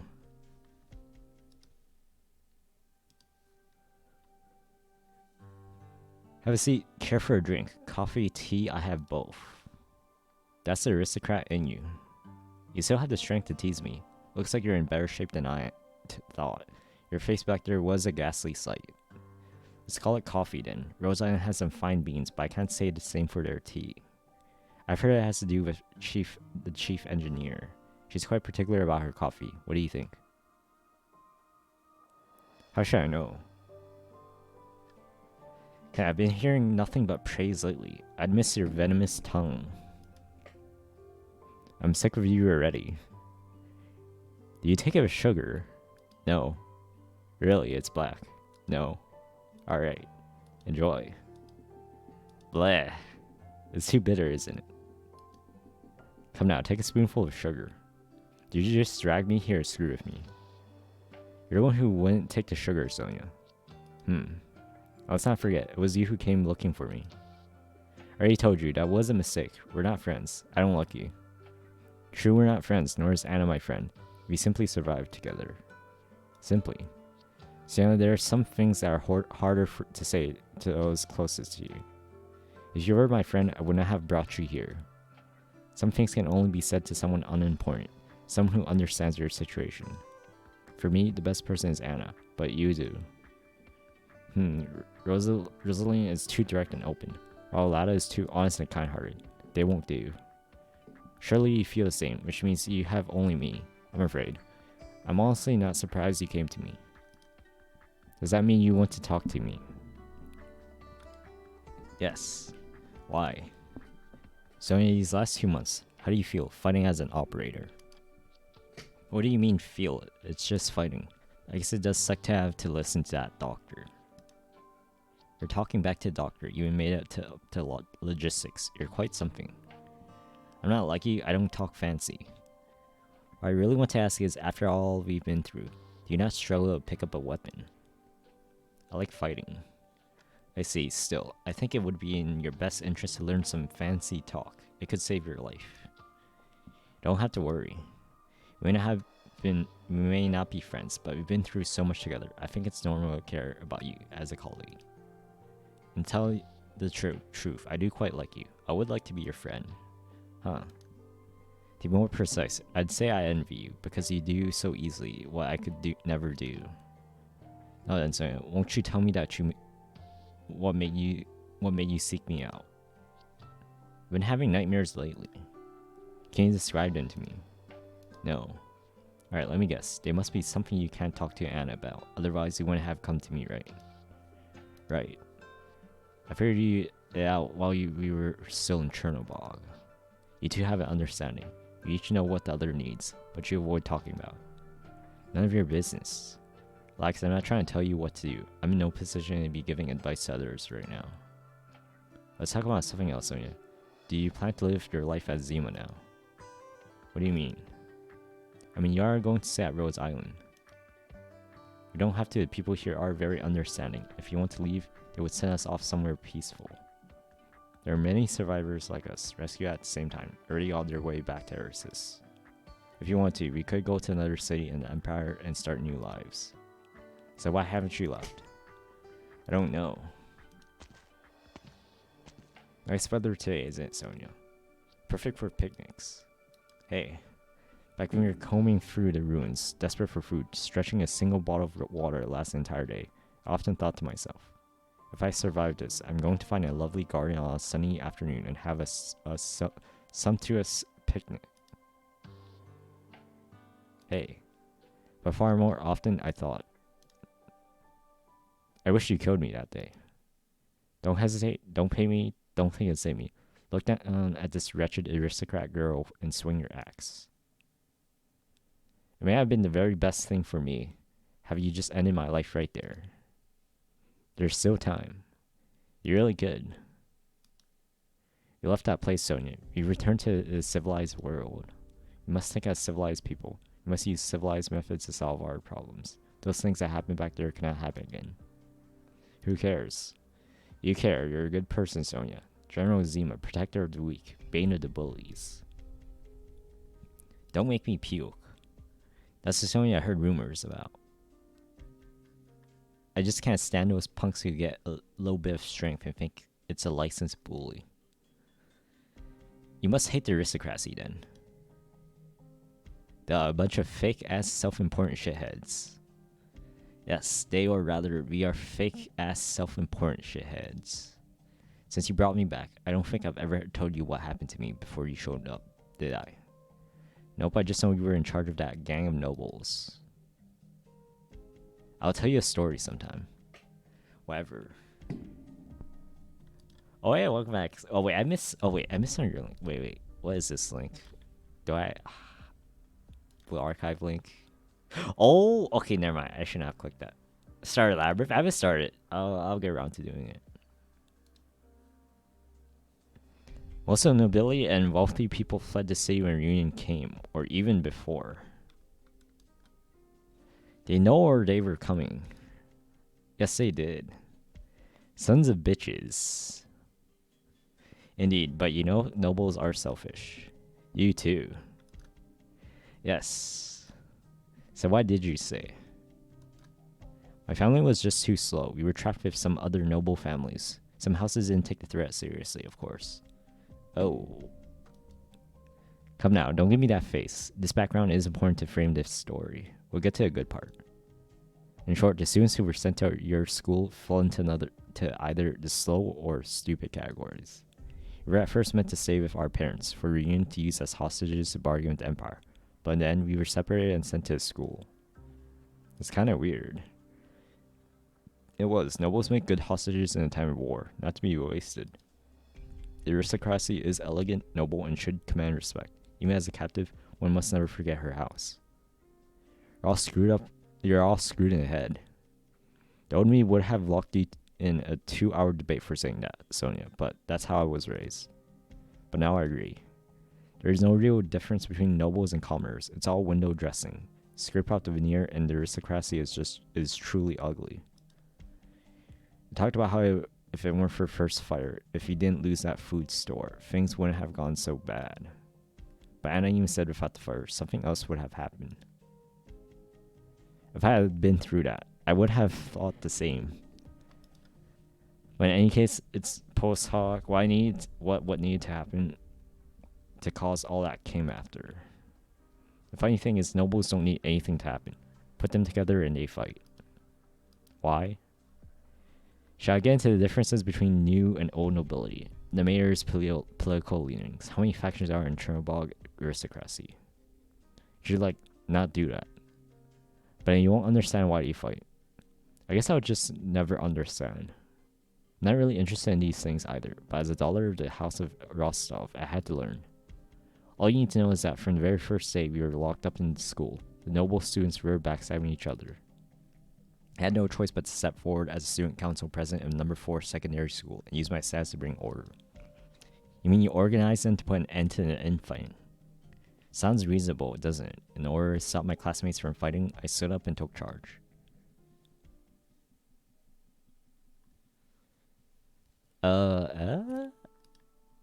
Don't think you rule the roost just because your father owns a mine, Pavel. A mere baron dares to take such a tone with me. He's lucky he doesn't find my blade in his chest. As for you, second son of the House of Ivanov, when did it become your turn to speak? Maybe you'd like a new hole in your torso as well. How dare you? My father is a counselor. A counselor? Do you know how many counselors come to my mother's source every day, every Sunday? Oh, you don't? Because your father doesn't make the cut. You... Hold your tongue, Pavel. Please, Natalia, call me Pasha. You need not be so formal. I'm serious, Pavel Nikolaevich. You are not to start another senseless quarrel. As you wish, my esteemed president of the student council. Titania, please bandage Victor's wound. Of course. Ladies and gentlemen, we have been sealed inside the school. We know not what will happen, but I suspect the reunion movement won't let us go lightly. Look at what you've become. It hasn't been 12 hours and you're arguing, fighting, even trying to kill your fellow nobles. This is how the aristocracy behaves. Who the hell are you? Why should I listen to you? Because she's the president of the student council at number 4 secondary school, Natalia Andreevna Rostova. Your eldest daughter of student Count Rostov. She is the pearl of number 4, the one whom Count Rostov has declared his heir. We have gathered here the nobility from each district secondary school. I do not wish to focus on my rank. I simply must impress upon you all the gravity of our situation. We find ourselves surrounded by many common students, and I do not want them to see such disgraceful conduct from us. Furthermore, while we have been trapped here by reunion movement, they will not seek to harm us if they wish to secure concessions from the Empire. Are we going to waste our precious lives on such infighting? We need unity now more than ever. Of course, we now know Reunion didn't give a damn about us aristocrats. Anyway, I was able to put a stop to her fighting, but in a situation like that, pretty words and fancy title will only get you so far. So, do you know why the Empire of Ursus is as strong as it is? In fact, there were quite a few noble students who were unwilling to submit to my authority, or share the same room with someone else, and left the group. In the end, I had some 36 under me. At the time, I thought I had done very well. So that's why there were so many noble shit stains lurking around. Yes, I'm sure they made their own groups as well. How was I supposed to know? It's a shame. I'm enjoying this conversation with you, but I do wish Anna was here for it. Don't change the subject. Oh, I'm sorry. I do have more to say, but it's hard to get the words out. Versus what is today because of war. The previous monarch waged endless war, pillaging resources and investing them in the next campaign. As long as there was war, the empire could function. The people united in their common struggle. I agree with President Rosova. I will submit to the president's leadership. If you are all willing to put your trust in me, I am willing to serve the group. I was able to stop the fight, barely, but what do I do next? That being the case, I have a proposal. Oh. You were correct when you said we have a responsibility to preserve the dignity of the aristocracy. Therefore, it's time for the commoners offer us a contribution to ensure we can live such dignity. You mean, yes, I agree to let them prey on the commoners. Sonia, I used to think myself a good person. At least at the time, that's how I thought. I would find the social machinations of the aristocracy boring and hypocritical. I guess I would bemoan the tragedies of the world. I would even serve meals to refugees. But I will not lie to you or to myself.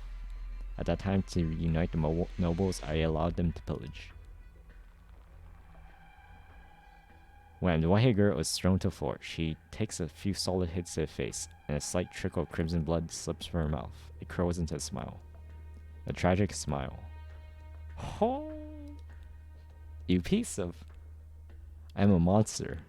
But you know something, I wouldn't realize it if I never spent that time with you. If I never came to Rhodes Island. Without these experiences, I would not think as I do now. Tell me that I am not noble, in true sense of the word, and that is the most painful knowledge I must endure. That's why I say it would have been better had you killed me like you did my companions. I could have died peacefully, indulging in the fantasy that I was a good girl, that I was forced by circumstance to do what I did. Do you know something of what this is? A letter opener. These past few months, I have 26 times. I have 26 times thought to slit my wrist. 15 times I thought to slash open my throat. You can count them. Oh, because each time I fail, I laugh at myself for being such a stupid coward. That stays with me. Of course, I've considered more aristocratic methods as well. Poison tea, a saber. I've even thought carefully about what calligraphic style to use in my suicide note. Oh. What the? Unfortunately, all those methods would be discovered before I could pull off the deed. I don't want to make trouble. What's your point? I told Rose Island I want to stay here and do what I can for the people of Ursus. I told myself, Natalia, this is your atonement. But is that true? Whenever I think of Nicola's smile or any of their faces as they came to me, triumphant after robbing the commoners, of my cowardice as I smiled back at them rather than reprimanding their evil. Whenever I think of all that I let them do, of the plans I would make for them, of the joy I took in our comfortable hoard of supplies. Whenever I think of all the screaming and crying I ignored, of how I thought myself innocent by the way of circumstance, of how I began to grow accustomed to living that way. So, can you believe that? Can you believe it? That in that entire battle royale, I did not kill a single person. And yeah, I bear the most guilt. Do you think I brought you here to tell you what you should do? No, it's saying I don't know. I have no idea about anything. I don't even know how to tell people I don't know. All I can do is put on that stupid facade that I have everything perfectly under control as I drag you in here. Do you? Fear, I'm sorry, I lost my composure. Do you want something to drink? Black tea, please, thank you. Okay. So, where do you keep the black tea? You've got a shitload of different tea boxes over here. I can't tell what's what. Oof. I'll get Sonia. Sorry. It just occurred to me that you probably don't know how to make tea. Forgive the momentary last-minute judgment that pushed you to do something you're not good at. Why you? Say, Sonia, what exactly were you thinking back then? Huh? After a fire, I ran as fast as I could, only to be caught by some other students. Why did you save me?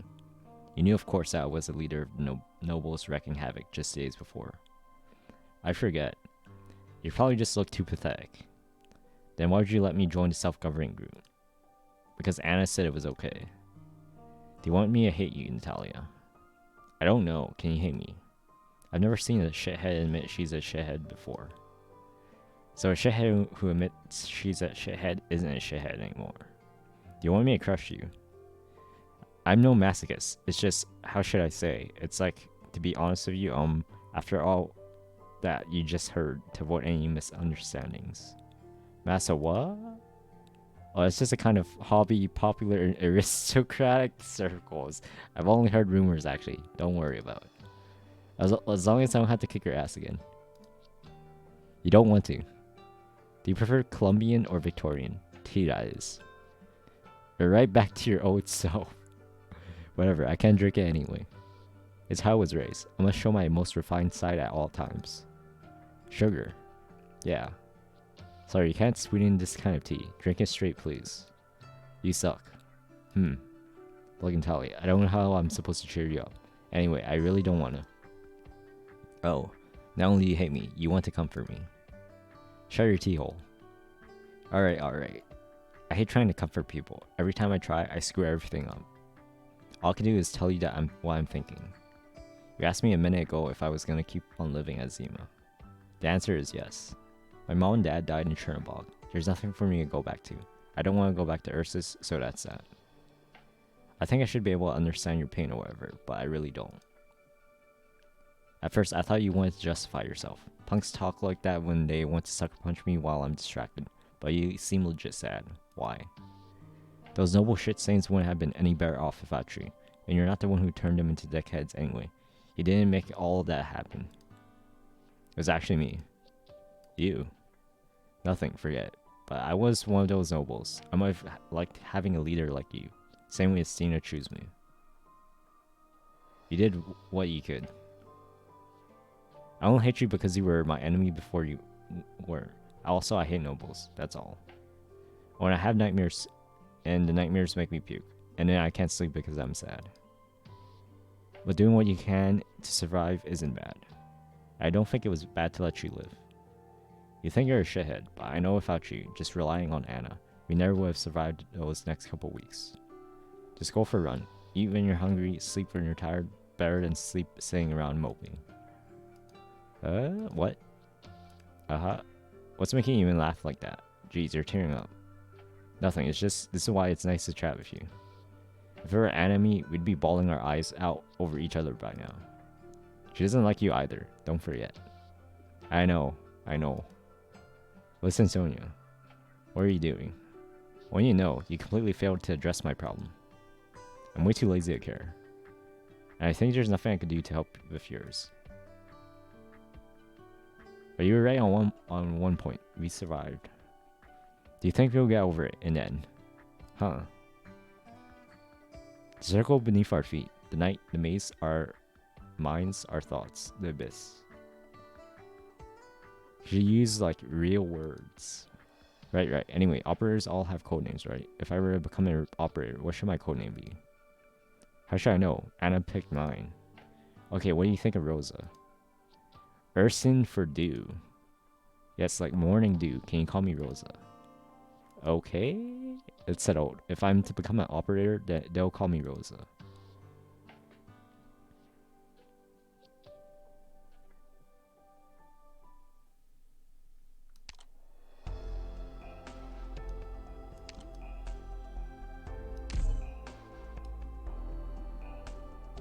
No. We still have 1, 2, 3 more parts. Oh man. Here's your fucking hydrate. Oh my god.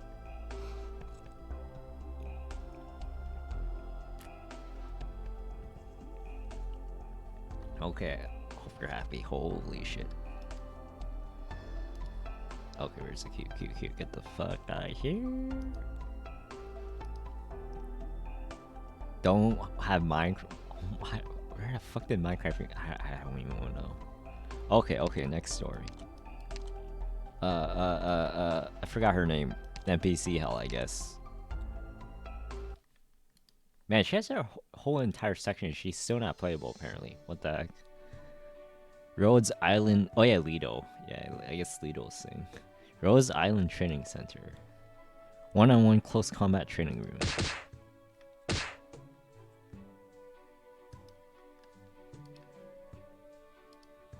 Too slow, really? Then why'd you block? Save to talk.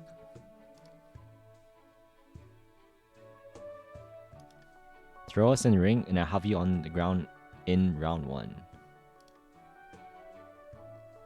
I'm not so sure. How about this, Lido? You give me another set, you land a good hit, and I give you a prize. Sound good? Yeah, sure. Take this. Yeah, not bad. More power in there. Steady breathing too. My turn for a prize. Phew. Sure, you. Can you teach me that move? Oh, I can teach, but can you learn? It's just throwing your fists around. What's to learn? It's a trick I use against those bugs. When I'm digging out honey, does that work good on thorny bastard? Does good work on thorny bastards in the rings too? Really? Oh yeah, total knockout every time. How else could it go? If you really want to learn, head outside and dig out some honey. You get it quick. Trust me. Nah, screw that. You're a bee hunter. The bee hunter is an Ursus who fights for her life. But if we're talking about the future, my money's on little Lido. Hey, now that's what I like to hear. Okay, break's over. Come fight me. Of course, if you'd rather take a beating, we can do that too. I'm okay. Spending the rest of our training room time making you my punching bag. Just you wait, sure. I'm gonna get you this time.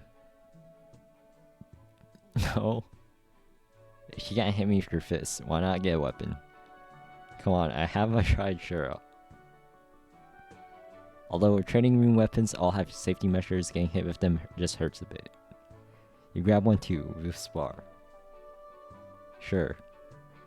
Knuckler's for you. Plenty of folks in the ring like pole arms. Huh, finally getting serious, are we? There's two ways to deal with somebody using a pole arm, you know. I don't know, teach me. Sure. You have 22 minutes, or you have 20 minutes of time left in this training room. Use your time wisely and prepare for a room for use by other operators. Repeat, you have... Running out of time. Okay, let's go. Come on. So fast.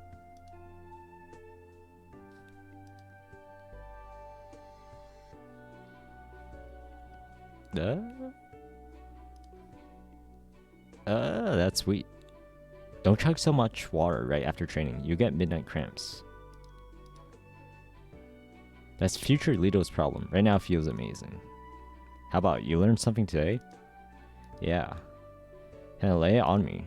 Never, ever get close to Boxer. The knucklers are just there to scare ya. I only come at you with my shoulders and elbows. Plus you got safety gear. No way you got hurt. But I couldn't block you at all, Ashura. What kind of training did you do to get so fast? You have to teach me. I fought a lot. I didn't die. Ta-da. Take enough beatings and you learn how somebody's gonna want to come at you. And if you didn't, you get dumpstered pretty quick. What about me? Am I dumpstered? You've got me and your sister's looking out for you. You ever end up in a dumpster, we'll come fish you out. You say that like I'm garbage. Haha, don't sweat, Lido. You're still a kid. Get some experience under your belt, and you'll be a lot stronger. No question. Don't patronize me, I even stood up to Irene. Huh. Why haven't I heard this before? You're not making it up, are ya? No way. How about this? Let's go wash up. Get something to eat, make ourselves comfortable, and I'll tell you a whole story. Sounds good. Asked the logistics to make me up a honey drink a couple days ago. Perfect timing. And Dernar, I heard she did up some wild snacks the other day. Word on the street is she'll sell you some if you give her the password. Ready? Break. Okay, see you back at the dorm. Hey, wait. What's up? Duh. What's the password? It was always Gummy and her worship who did stuff like this. I don't know how. Oh, come here, I'll tell you. Listen, I'm only gonna say it once. Don't ask questions. Got it. Dernar's snack network covers all of Rhodes Island, but for security, you can only get access by invitation from somebody the network trusts. I usually work through Hayes. She's hella discreet. You knock 6 times? Long, short, long, short, long. Got it. Got it. They make the conversation when they open the door. When they say the word Glockenspiel, you gotta immediately reply, this one's pretty good. Then you get the price, and you're golden. Don't forget, Glockenspiel. Long in the middle and short at the end. Get it. Got it. Good. I gotta shower later. See ya. I gotta go through all of that just to get some snacks. That's a pain in the ass. I'll just get Gummy to do it.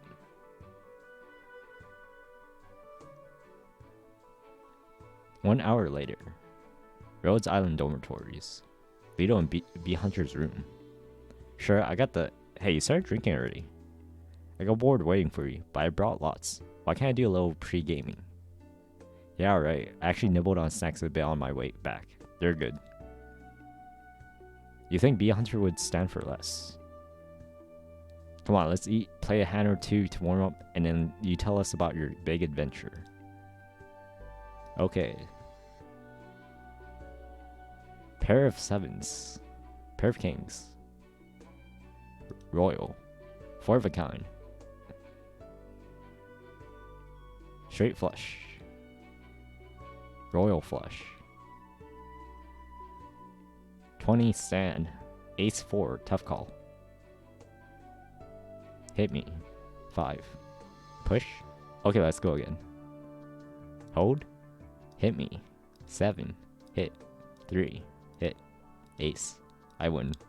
I'm done. Wait. What's going on today? I always have shitty luck at cards. Huh. Hey. Is your face red? Red. Am I drunk? No way. We're only 3 or 4 cans in, and this is non-alcoholic. You must be drunk on honey just like me. Is that a thing? Yeah, it's hitting you a lot harder than it hits me. And here I thought I was the only one who got honey drunk. Heh. Oh, this is awesome. What are you talking about? The great and mighty Leto would never get drunk. Yes, yes, God Empress Leto. Aw, hell. What are you laughing at? If you're done with the cards, then get over here and listen to the story of Leto the Great. Yes, your majesty, Leto the Great. Listen well, Bee Hunter. The Great One speaks. Right, let's start from the beginning. I'm having way too much fun today. I gotta record this. Where are you going, Bee Hunter? To get the Great One something to wet her whistle. Oh. Who dares? Me. Gummy said you sent her to get snacks. I'm here for my cut. Oh. Sure, here you go. Cool, thanks. What? Is there something on the grate? My face? Did you eat honey? Oh, honey? No, don't be silly. Where's Bee Hunter? She's, not here. Oh, mighty Leto, I brought you refreshments. Hey, Zima, how you doing? Bee Hunter, come. Let me ask you something. Oh, what is it? What's up with her? Her? Oh, she's honey drunk. And it's hitting her way harder than it ever does me. She's supposed to be telling me some story about her adventures before. You want to listen too, or I could just record it for you. Nah. Zima? Give me back Bee Hunter. I gotta tell her my glorious war stories. Yeah, sure, you can have her. I'm out. Have a good time, Leto. Okay. See ya, General Zima. Come on, Leto. Stop standing in the door and making a fool of yourself. Leto what? Fine. Leto great and mighty. Get inside already. Good enough. Excuse me? Huh? What's up, Moose? Moose? Moose? Well, I'm sorry to bother you so late. Wait, what? I just realized oh my, I clicked too long. Oh my, her claw. I never noticed this. I never saw her full thing. What the Oh my, okay, I don't remember. I freaking clicked, I was clicking on the claw and skipped some sort. Okay, where the heck was I? Oh, what's up, Mouse? Well, sorry, I'm sorry to bother you so late, but if it wouldn't be too much trouble, do you think you could have your conversation inside your room? That's exactly what I want to do. I am so sorry about the noise. Let me just close our door there. I'm the one who's sorry. Is it Moose? Bruce or I mean, does the second S really make a difference? Oh. Moose? Okay, fine, Moose. Okay. I'm the one who's sorry. No, really. Sure, you're drunk or you're drunk. If you say so. Bee Hunter. Another can. Sure, why not? Go home or go big or go home. Awesome? That good. Let's hear a story. Yeah, where were we? Hadn't even started. Oh, huh. Then I guess I better hike up my skirt and start again. I should probably drink something first. Hey. Oh, is it? Oh, it's a food. Oh, it's based on a food name. Is this? Oh, is this based on the actual movie? Oh my. Okay, apparently it's based on the freaking dessert. Okay. I could go for another ice soda. If only that gang of nobles hadn't taken apart the vending machine. Glug glug. Phew.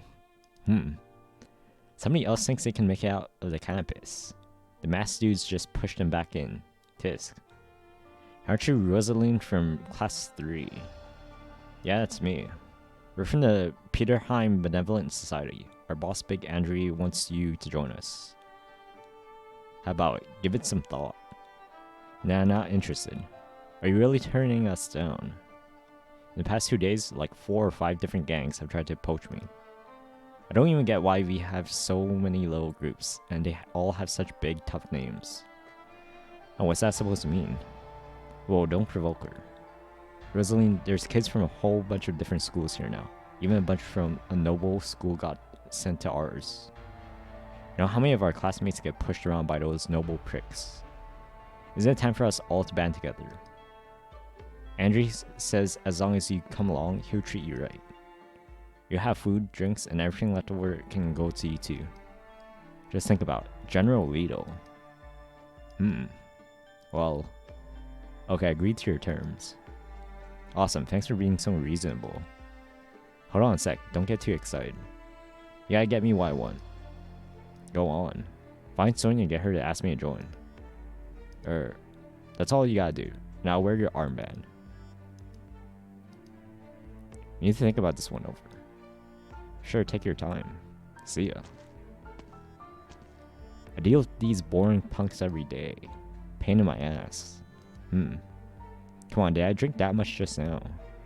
There's no more. This sucks. You're Rosalind.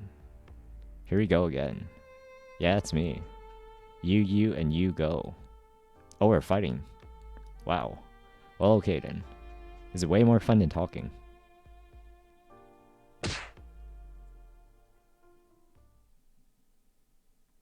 I never had these before. Always too lazy to deal with the shell. I never knew these nuts were so good. So that means it wasn't just kids from your school in there already. They took students from a bunch of different nearby schools and locked them in with us, including the Gopniks from her worship school. Sorry, which one are you talking about there? Oh, that's Natalia, one of the Ursus girls with us. I just got used to calling her that.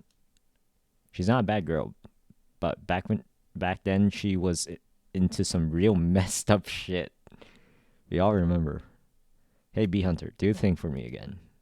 Which? The thing you just did. That trick where you crack nuts with your hands. Give me one. Here. Watch.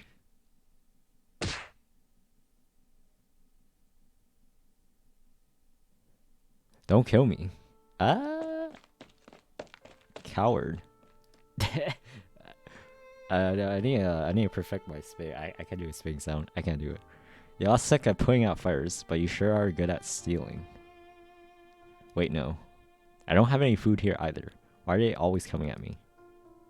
There are Gopniks from our school. None of these punks have armbands. How am I supposed to know if they're with Andre or Vasily? I'll take a few bits just to fill my stomach. I can't keep going like this. They bug me every night. The garbage from number 4 took over the cafeteria cold storage, and the other canteen went up in smoke. Drinks aren't going to be the least of my problems if this keeps up.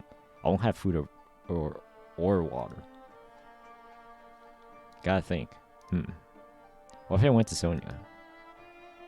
She's already got a couple of kids over there, right? She won't mind taking one more. Yeah, that's it. That could work. I'll offer up a few cans and she'll let me right in. Good idea. That'll be a little more stable at least. Never would have thought that the world's second strongest would have to go beg first for help. I'd be able to get a good night's sleep over there. Hey Sonya, are you here? I want to talk to you. Sonya, it's me. Eep? Sonya, what happened? Really, I'm coming in. I didn't mean, I just want to join you. Sonya? Rosalind, I need a hand. The one's stuck up against the wall. Take them out for me. Hey, you didn't really. I have to guard this place. I'm protecting them. I can't leave. I owe you. Okay, you're the boss. Brought you a few cans. They're yours. Now deal with them. Thanks. You've changed. You fall in, Shura. Who takes that long in the bathroom? I drank too much. I had too fun. Your face is all red too. You're pretty fun yourself. Huh. Look, you can barely talk anymore. What? I've still got a story to tell. Where was I? The second fire. Fire? What fire? Where's the fire? Oh yeah, now I remember. Hey, bee hunter. What? That life-sized Ursus doll you got. You think you can let me hug her tonight? Sure, you can have her right now. Think fast. Well, don't throw her. I can't catch like this. So heavy. Huh, is that all you got? Yep, Andre, where'd all your big talk go? He passed out. Well, at least you won't be hungry. Am I right, huh? So that's the boss now. Anybody else? Yeah? Alright, so you can fight dirty. Yeah? You think I'm that easy? You think I take one hit to the back of the head and go down like in the movies? Huh. What? Is that it? What a waste. Guess this is my food now. So heavy, just like real as it. Oh my. What a headache. Sorry, this is our fault. Now we're a team. It's what I'm here for. And look, she is in great shape now. So it's up to me as Peter Heim's second strongest. That hurts. Just a little bit longer. Almost done. Okay, there. Thanks. That youth scout training comes in handy, huh? Heh, thank you. It was running out of good people. Lucky to have you. Really, you're great. If that cop had run into kids like you, things would have turned out different.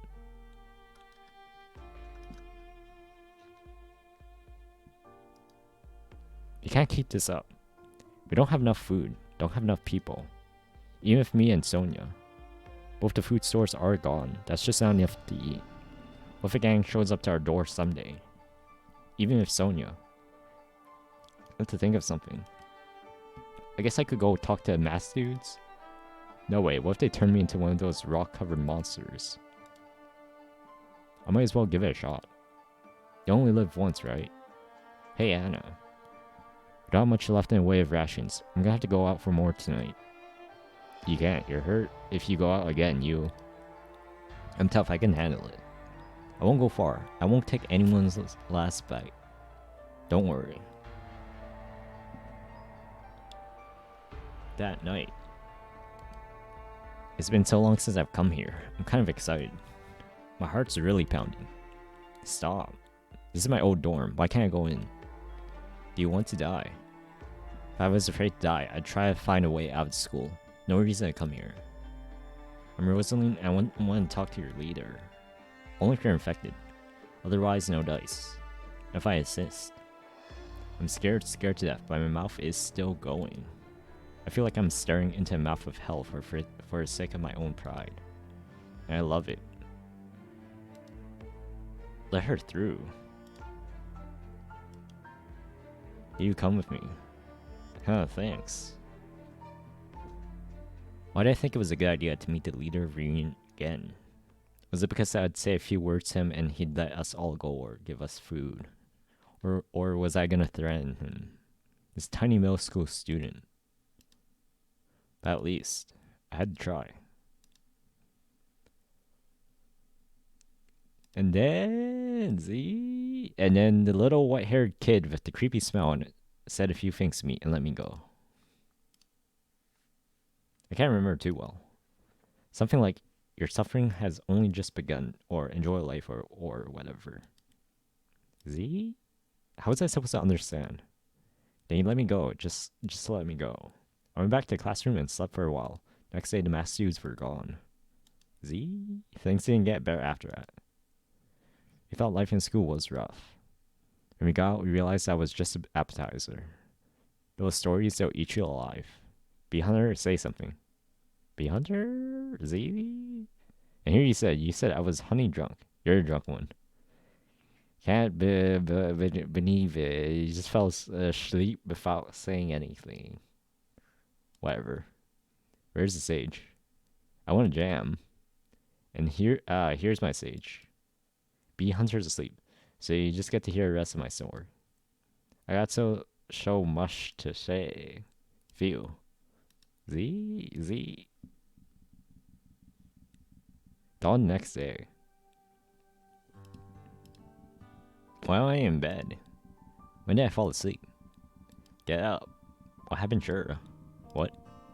You're gonna ask me what happened? You guzzled honey drink until you were dead drunk. Then you stole my big doll, collapsed on top of her, and drooled out everything you drank. Huh? You didn't toss her to me. Feel for yourself, you Dura. Don't have to.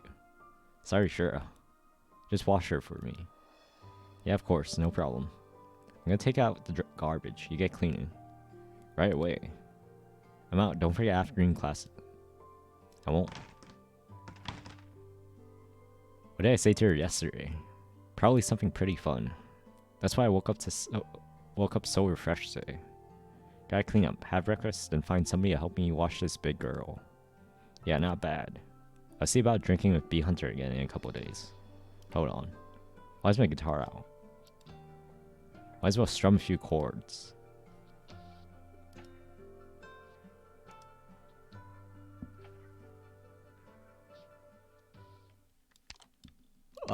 That was a refresher. That was like almost normal. That was like almost normal. Like, actually, I was pretty. That was like, oh man, comparing. Oh my god, Gummy, freaking Yasina, Zima, and bro. Oh my god. Holy, these four though. Oh my god. Wait, what I missed? Camp. Oh, it's coats. Holy crap. You're using a butter knife as a spoon. You only keep 5 metal spoons. Using a knife as a spoon is less tedious than washing an actual spoon. I guess, apparently. Okay. Next part. Business as usual.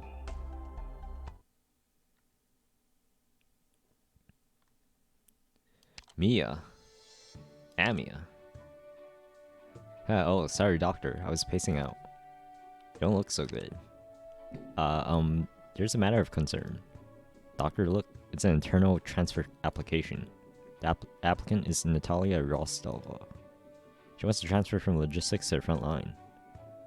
The Ursus Student Self-Governing Group. Right, she's the only member working logistics. I understand they appreciate her talent and efficiency. Do you remember as Zima's team became combat operators at their own request? I was actually against it at first. I trust your judgment. Thanks, Doctor.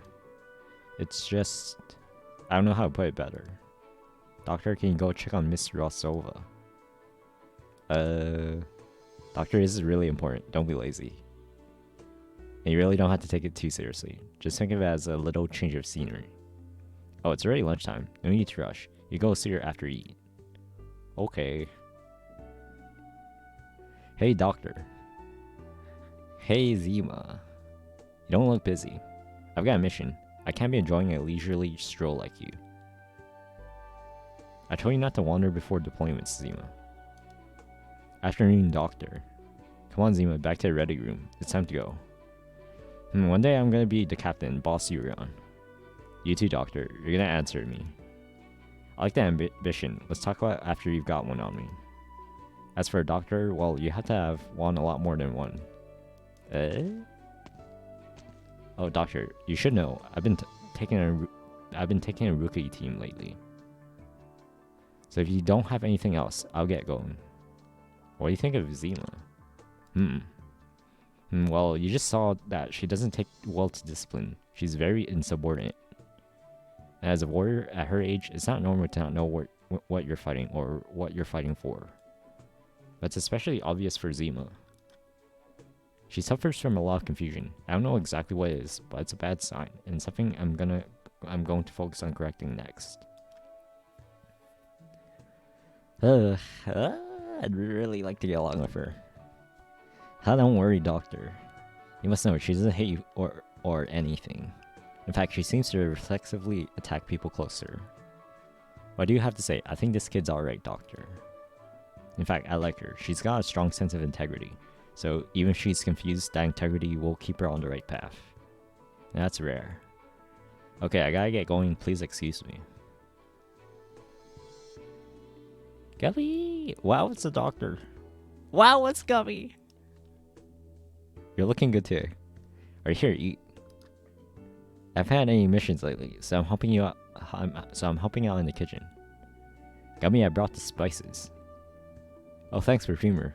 Just put them over there. Did you want something to eat? No, thank you. I'm used to cooking for myself in my workshop. Oh, can I come with you?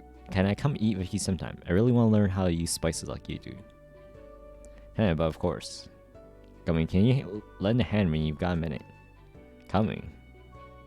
Hung is out on a mission and I'm a little short-handed. I need you to take this pot for me. Sure, Uncle Matterhorn. I'll see you next time, Perfumer. And you eat well too, Doctor. Sure, you're welcome anytime. Is Gummy cooking today? Oh man, what luck. Too bad I just ate. I'll get seconds. Settle down, everybody. There's enough to go around.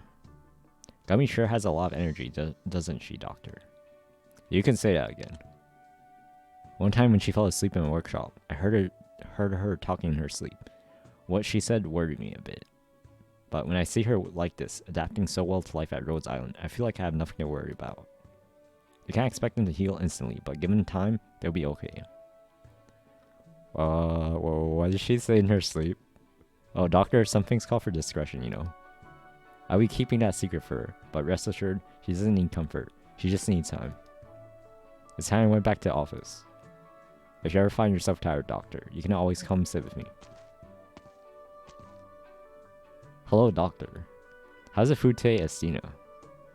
The rice is a little firm today, and soup is too sweet. I'm enjoying the vegetables. If there's nothing more, Doctor, I'll be going. I have class in the afternoon. Class. Yeah, Hypatia's history class. After auditing for a while, I found Hypatia's take on history very helpful for me. Hypatia's lectures are very interesting. I think you should take a listen yourself when you have time. I'll say, I could use more guidance. I could use some guidance. In fact, I'm not certain the study of history will help me that much.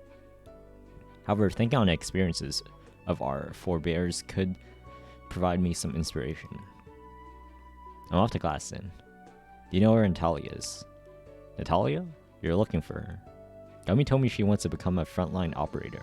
I haven't heard if her application has been approved, but from what I know of her, she is likely already preparing for a transfer. Oh wait, okay, hydrate, okay.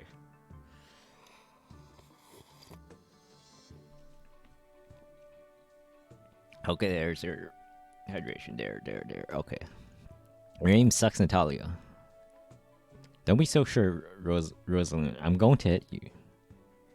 Hey, no way in hell. And you gotta call me Lido now, Operator Rosa. Okay, Operator Lido, let us wait and see. And who got you using such a big sucker? You found an eternal bog, right? Why not throw it away and get something new? Sentimental value. Okay, more work for you. It kinda looks like you can't move anymore. Why not take a little break? I can still... you lack stamina, Natalia. Being Ursus gives you a nice base to build on, but you're a long way from combat ready. Oh my, Ursus OP, I guess. Sorry, I'll keep trying. But your willpower is a lot stronger than I thought. Not bad. You can push through this round of training. It'll be good for you, even if you don't become an operator. Thanks for that.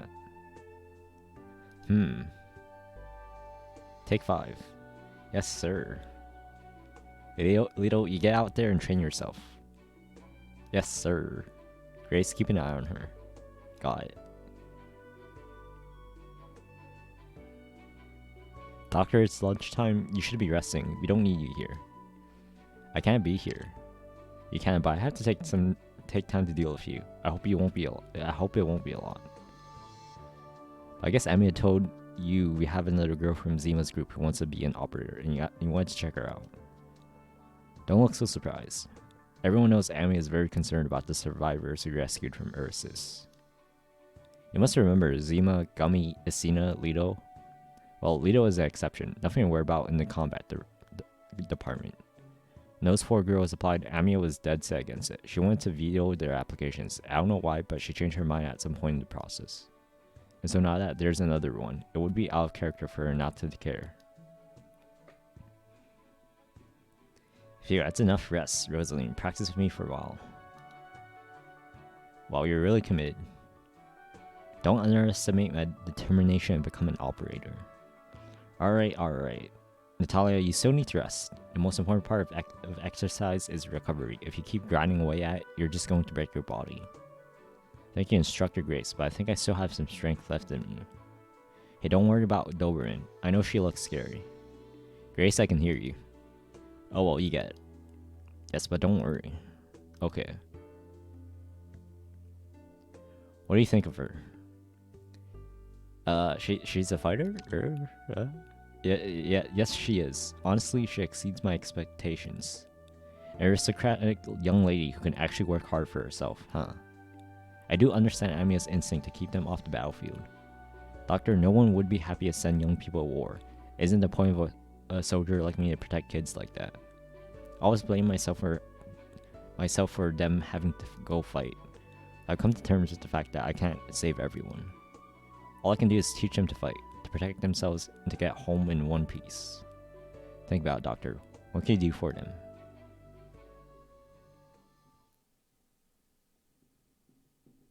Welcome back, Doctor. So what do you think? Did you see something in Zima and her girls, Amiya?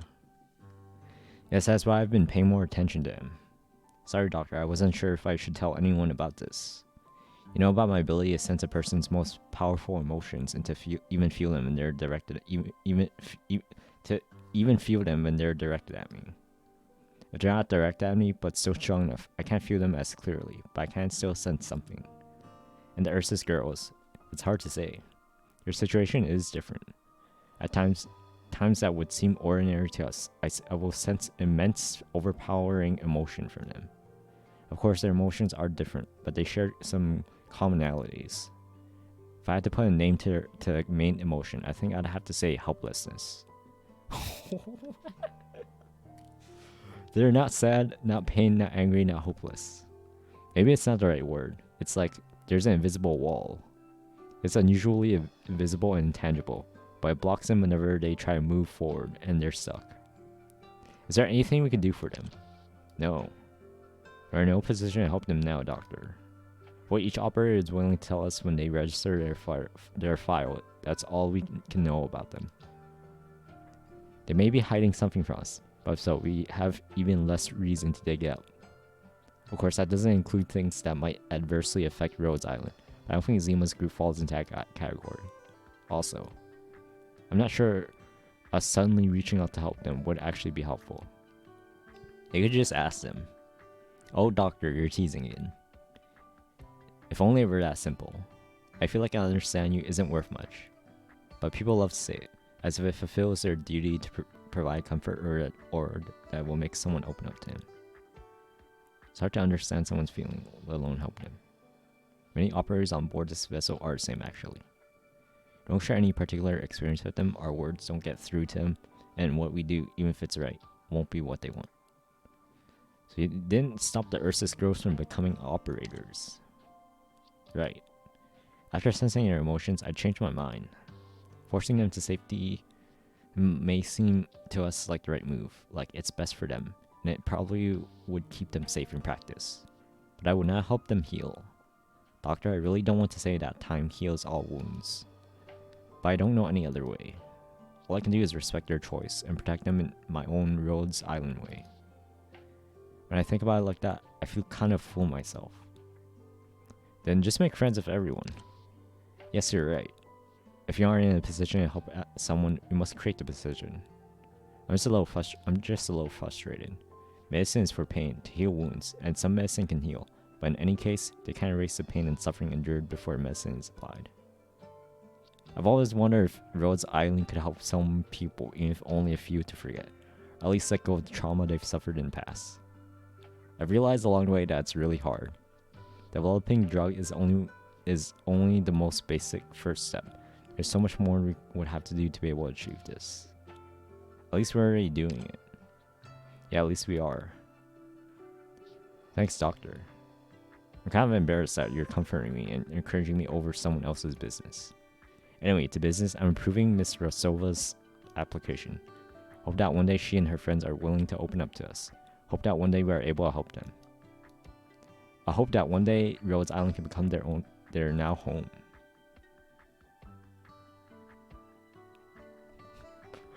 Oh, oh my own ninja way. Believe it. Oh my, I can fucking, holy Sasuke. Oh my god. That's my, oh my, okay, last part. One more. Last part. I don't remember who this is. Who the heck was this? I actually don't remember who that was.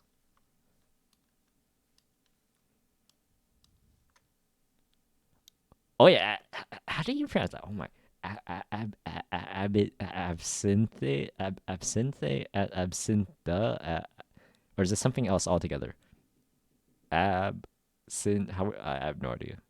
Bear cop. Yeah, I guess bear cop apparently. Okay, I guess we're ending it with the bear cop. The stories tell us that evil never triumphs over good. Most of the time, I take this as a matter of course.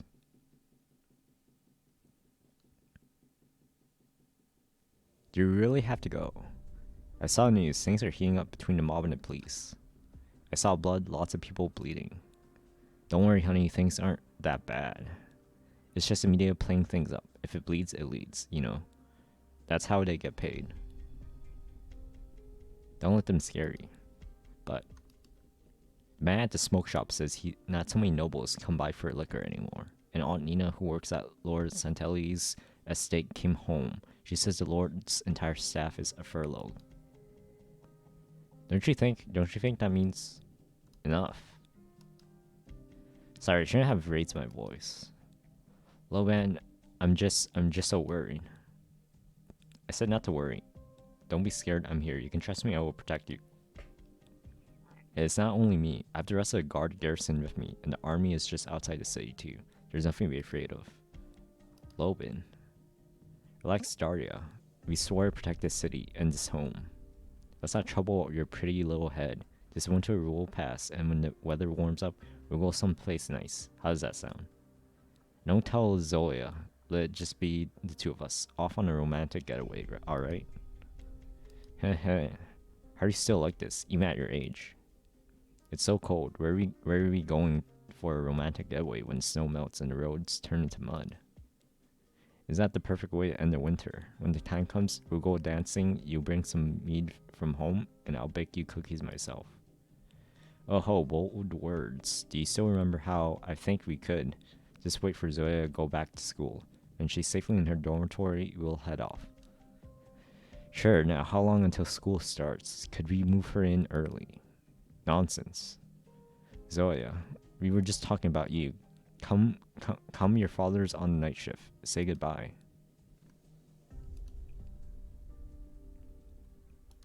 There were happy moments that at the time erupted suddenly with such potency.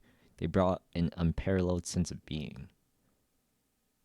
Or maybe they felt very ordinary. Only in retrospect do I realize what the feeling was. Everyday conversations for a monotonous life. As if spring would come as usual, as if the snow would melt, the people would tie the hay into straw men, and trample about the mud amidst the aroma of pale mead. Usual greetings, good morning, good evening, hello, goodbye. Until that day, our city before our very eyes, twisted, deformed, erupted.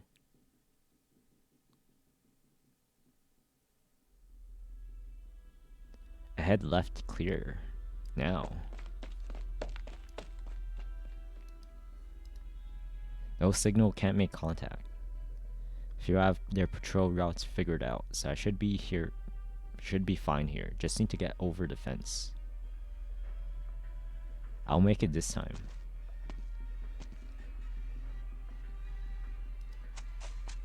What? Someone's coming. This is on patrol route. I have to hide. Excited but so audible. I should be okay hiding here for a while. That sounded like those guys who call themselves Reading, and it was a bunch of them. The one on the left doesn't look the same as the ones I see on patrol. What's going on? They came out of nowhere and locked us all up in the school. What do they even want? They're coming this way. What's Mephisto thinking? Would he really volunteer to take over? He wants to deal with the students over there. Not sure I believe he's that kind-hearted. They round out most of the noble kids along with all the others at Peterheim. Why go that far? That school is a ways away from the one they station us at, and if Mephisto is up to something, there's not much we can do. So I hope we can stay focused on the big picture. We don't want him screwing around. Who knows what goes on in that psychopathic little head of his? Maybe he does it on purpose. He's a freak, a monster. Hey, calm down, don't forget, we're on the same team. What do you mean, calm down? Did you not see what he was doing with his arts last time? That shit's straight up evil. Lower your voice. Does he even think we're on the same team? Bullshit. I told you to quiet down, don't spook the students. Damn it. Sorry I let it get to me. I know how you feel, who doesn't? Also, I think about killing Mephisto sometime. If it wasn't for a captain, I'd go kill him right now. Don't talk like that, you think I don't want to kill him? You think the captain doesn't. But you can't, he's our people, and we don't kill our own people. That's the core of our movement. But yeah, it's normal to be angry with what he did this time. Watch his men running wild and tearing everything up. Are we thugs who break into houses, kill people, set fires? Who is Mephisto? Are you talking about killing people? Did I hear that right? They didn't do anything as students, why? How well said, are we not thugs then? Maybe a captain's troops aren't, but if you ask me, we're not exactly doing good for this city. How many blocks have you leveled? How many people have you dragged out of their homes and killed in the street? It's a mess out there, we all know. Alright. We have no choice. The people out there can't tell who belongs to whose squad. They don't care. As long as any of our people are doing these things, then the people here will see us all as thugs. Rolana, you're back? Are you ready for a handover? Already. Good, the captain is on a tight schedule with this new job from the leadership. Your teams are doing final cleanup on suppressed districts. And you want to keep an eye on Sarkaz's mercenaries. Oh, and look after his students. The captain is keeping them here. Don't hurt them, but don't let them escape either. Understood. If the cubs behave, I'm happy to let things be. But what if they act out? Just try not to hurt them. But what if I have to? What if some of them can use arts? If they fight back, we'll have to take action. Well, I know what you mean. You've got fire in you, but don't get out of hand. This is an order from the captain. Keep your emotions under control. Don't let them overpower your judgment. If it's from the captain, I will abide. I hope so. If you start transferring 30 minutes, then this place is your responsibility. What exactly that means is up to you. Up to me. Will you be able to sleep at night? I said I'll abide, but I don't handle it all personally. Threats, intimidation, and terror make people behave. You do what it takes. I'm just kidding, don't look at me like that. I know what I have to do. Fury said all that way too easy. Seriously, I don't care about the plan or whatever. Have you thought about where we're going to end up if the city goes down? Never had anywhere to go. If we can go anywhere, someday we'll be able to go anywhere we want. That'd be nice. You think that day will really come? What are you talking about? Who are they? What's so funny? Those bastards, they can't come out of nowhere and occupy a city. They imprison us here, and for what? It looks like this goes way beyond the school. Damn it, what's happening outside then? I can't stay here anymore, I have to get back. Mom, Dad. They didn't see me. Now's my chance. Did you hear that? Hear what? Strange. Anyway, that's the deal. It's up to you now. Go on already. Don't let us hold up your mission. He's gone. Yeah, he has his job. Now we have ours. What's ours? Didn't he just say your job is to watch those students and don't let them out? Right, what's your point? Don't play dumb. You really didn't know us. I thought I was the only one. Looks like you've been doing well under a captain. And that training sharpened you up good. Better than I expected. Don't mince words. Fine, I don't like to be around the bush either. Would you believe me if I said I let that schoolgirl get away on purpose? You really think I'm that stupid? Turns out you're not. Say, didn't I hear that you're from around here? What's it to you? I know you are too. I seen you in the old quarter. Rowena the tailor. What does it matter? We're both infected now. And we all know that what we've done, so who cares where we're from? Do you know what would have happened to that girl if I just grabbed her? I figured I'd have to break a leg or two to teach her to stay in her room. Would that have gone against orders? Would that have been a bridge too far? You're a real hard ass. Or I could have just killed her. The captain's team is gone anyway. Besides gorillas, who's going to care if I kill a student or two? She could be an example to other kids. You wouldn't do that. You wouldn't go against the captain's orders. You're right.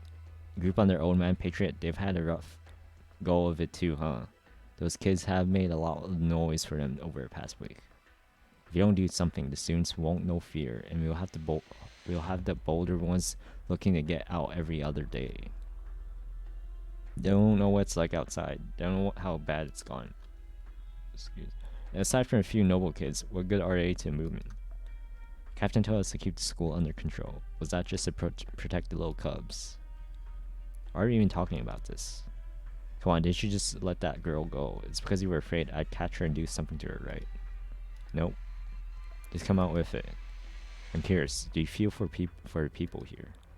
No matter how they treated you before, how they treated your brothers, just because you were infected, you don't hate them. No, I can tell from your tone, you do hate them. Cut the crap, I just don't think a schoolgirl can cause that much trouble, even if she wanders around the campus. That's all. I think you actually believe your own bullshit. What bullshit? Don't change the subject. You saw that girl too. Because since you're such a ruthless killer, why didn't you drag her out and beat her to a pulp? I'm not like you. Oh, can't even own up to it. I'm not like you. I'm not like you. I didn't drag her out precisely because I know she's not just wandering around school. It's clear as day. That girl's trying to escape. When she gets out the campus in our controlled area, she'll find a place that's not so peaceful. Wait. Why the hell didn't you stop her? If she gets out, she's gonna... Yep, she's walking into her own grave. Why should I stop her? Even if I caught her, I couldn't do anything. Captain's orders. So I let her go. I told her, I'm not like you, you're so soft, even now you're worried about those kids.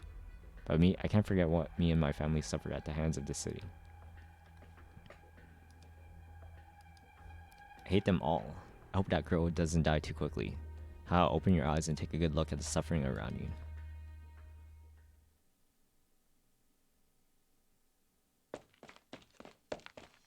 Never seen this side of the city. Houses destroyed, roads blocked, windows sealed up, broken bricks strewn around the street like so many toy blocks. Smokes rise from fires all around me, carrying sorrowful wails on the wind. All while the armed men cheer, carving their symbols on every surface they can find. I hear their name. The murderers say it with pride. They call themselves Reunion. Oh, it hurts. It takes about 2 hours to get from school to the city center, give or take. I can't hear anything. That should be temporary, and I can't feel my left hand. Looks like my low finger is broken too. There's a sharp pain in my abdomen, but it's no big deal yet.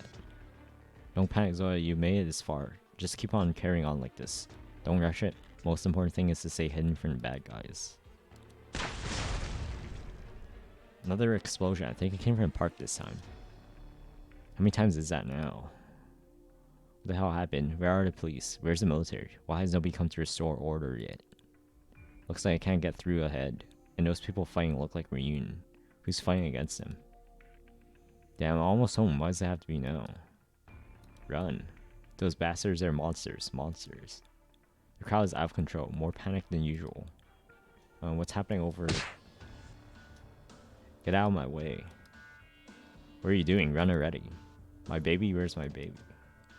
They're coming, shit, hurry. Mama, look out. Not my wound, that hurt. Are you okay? Let me go? Hey, wait. Fall back.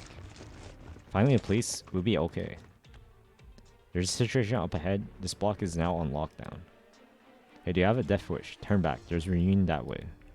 Hold on, Archie, Zoya? What are you doing here? Uncle Valerie. What in the world is going on? Who the hell are these reunion people? And where is everyone? Let us through. You have to let us out. They're killing people. You're the police. You have to know what to do. Don't panic. Calm down. We're going to... Uncle Valerie.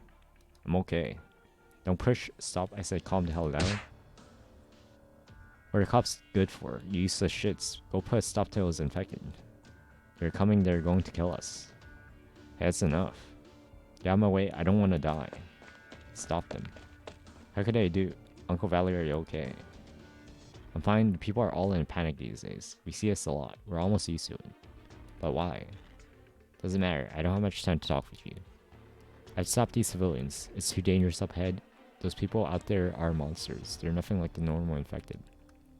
Anton, get your team over there. Yes, sir. Feel. Anyway, what are you doing here, Zoya? And how'd you get here? I heard their warlords say that students would be kept locked up in their schools. And yours is pretty far from here. How did you... Never mind. Doesn't matter. You need to come with me. It's too dangerous here. Wait, Uncle, you still didn't tell me what happened. I came through the alleys, hiding from the bad wind, and things just kept getting crazier the farther I went. There were explosions everywhere. Buildings collapsed. So many injured people. I saw them setting fires. How could I do this? My family. Is Dad fighting reunion too? Where is he? And where's Mom? I have to find... Why aren't you saying anything? Uncle Valerie are my parents. Father is safe. Really? But... Your neighborhood was one of the first to be attacked. Those infected reunion people that devastated every district they entered. We had no choice but to prioritize evacuating civilians in high-risk areas. Your father and I, we both agreed on this. We have to look at the situation and make appropriate judgments. It's our responsibility. There were trade-offs. By the time the rescue team reached your block, things were already beyond saving. It was a disaster. It's hard to imagine how anything like that happened. Everything had been melted. Grass, bricks, steel beams, everything. Not even snow could touch the scorched earth. I won't tell you your mother might have escaped. You're a smart kid. I can't lie to you. I'm sorry you were too late. You're lying? You have to be. That's impossible. Zoya? Zoya, listen to me. I'm telling the truth. We can't be. Dad said... He said he'd protect us. There's nothing to worry about.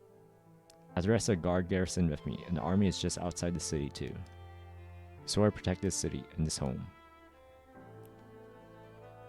So what do you want to be when you grow up? I want to be like your papa. Huh, really? It's hard work. Once you grow up, you understand all that papa does. If that doesn't change your mind, then I'm looking forward to working with you, Zoya.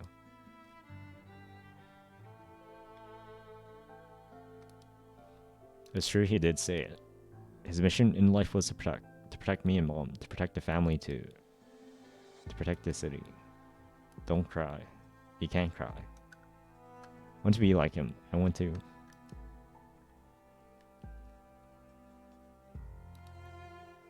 Zoya, I'm fine, don't worry.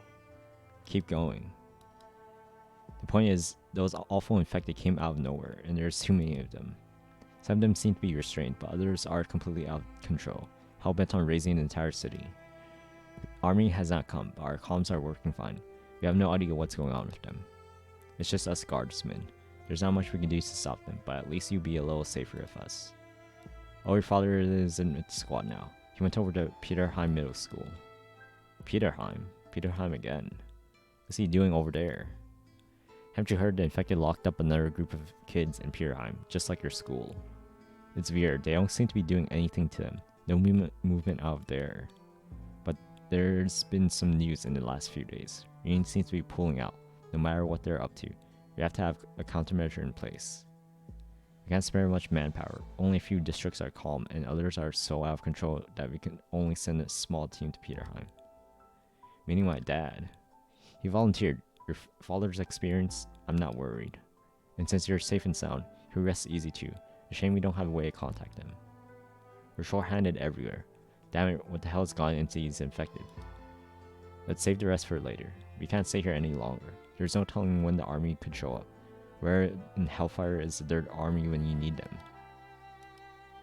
Anyways, you take cover. Once the army takes over, it'll be okay. This mob is no match for soldiers of Ursus. Don't you worry, as soon as we free up some manpower, we will send someone to Peterheim to rescue the students and pick up your father. Not to mention your school, all the schools. If no one else is free, I can go. What? I said if you don't have any free hands, I could go get my dad. Don't be stupid, that's way too dangerous. Absolutely not. You want to go alone? What help could you be? Uncle Valerie. I can tell we're in trouble here. It looks like things are they're getting worse, aren't they? You don't have to waste. The situation is getting more dangerous by a second. If help isn't coming, you're only going to need no more hands. So why not take mine? I watch how they operate at my school. I know how they patrol. I know how many men they put in the squad. It's a different school, but their tactics should be pretty much the same. I've been to Peterheim before. I know a campus layout, and I managed to dodge reunion all the way here. I can do this. I can help. It's not the same. Listen to me. This isn't anything like what you've seen at the police station. It's not a drill. It's nothing like it's nothing like you think. So yeah, I know you're strong. I know you're skilled, but you're still a kid. Your life has value. This is not for you to do. I know it's making things worse for everyone, and I probably can't help much at that. But what else can I do? Oh, I'm scared to think. I have to act. Please let me go. It's not like you're going to listen to me anyway. Sorry. Take this. What is it? It's supposed to connect to military comm networks. I'm not sure if it still works. If you're lucky, you can make contact with the army once you reach Peterheim. If you can report the situation to him from there, that would be a big help. I know I can't stop you. Honestly, I have too much on my plate right now to worry about watching you. What you do now is entirely on you. But Zoya, bear in mind, you are not a public servant. We are here to protect you. Don't be a hero. Protecting yourself is your first priority. Your father wouldn't want to see you in danger. Thank you. Thank you, Uncle Valerie. I'll definitely what? I don't finish the sentence, because we both know what promises like that are just desperate attempts at mutual comfort. I make my way through a crowd, dodging collapsing rubble, and avoiding vicious men ruining the city. I think of nothing. I dare not think. I just push on towards my goal.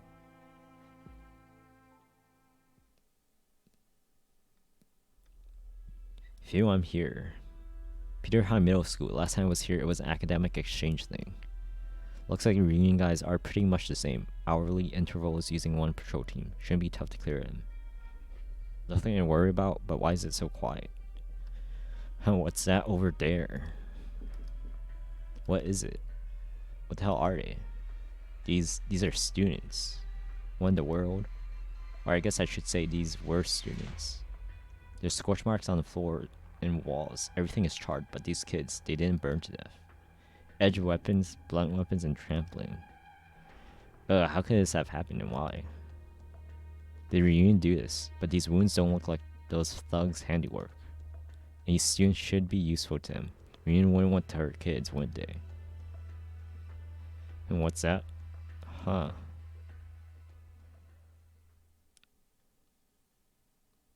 They're on scorched ground among the many school uniforms. One note slips out of the score, crashing heavily on piano keys. It's a scene I never imagined, not even in my darkest nightmares. Is it about time for a weather return? Hey Zoe, what do you think of this outfit? Oh, it's something I've been planning with your mom for a while now. I'm always in uniform. It's so hard for me to find other things to wear. Want to go too?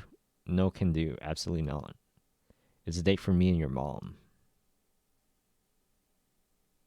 Oh. Dad? Once the winter's over, when the weather turns, we'll have a little party, huh? Drink some mead, cook some pancakes around the fire. We'll hold hands, sing, and dance in the muddy dirt. Even if the ground's still frozen, there will be some little flowers blooming. In the city, spring will come as usual.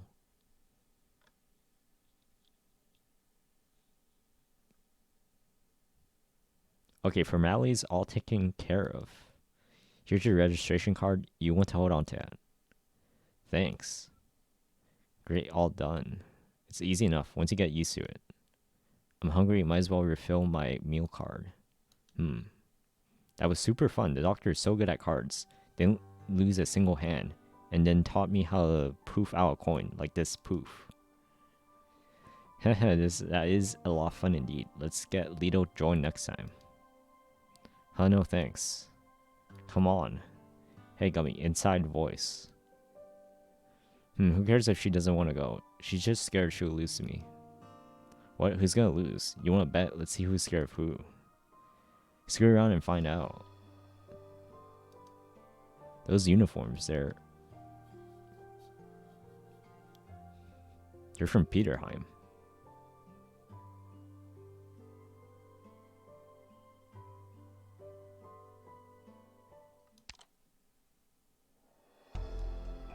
Oh wow.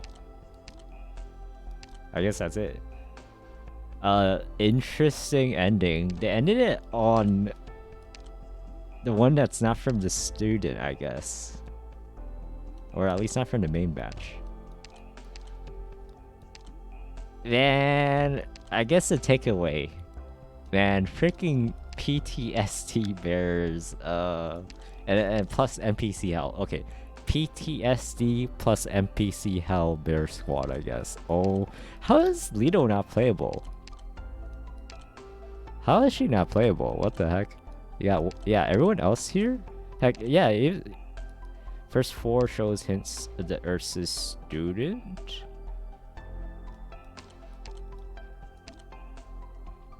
Yeah, I guess. Oh man. Oh, the PT. Yeah, I guess they're PT. Yeah, the PTSD.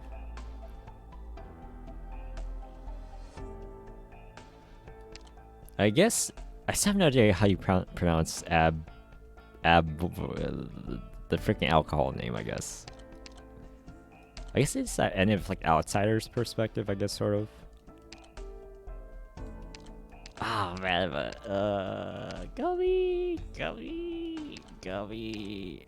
What is it? Gummies have it. Oh my Gummies have it.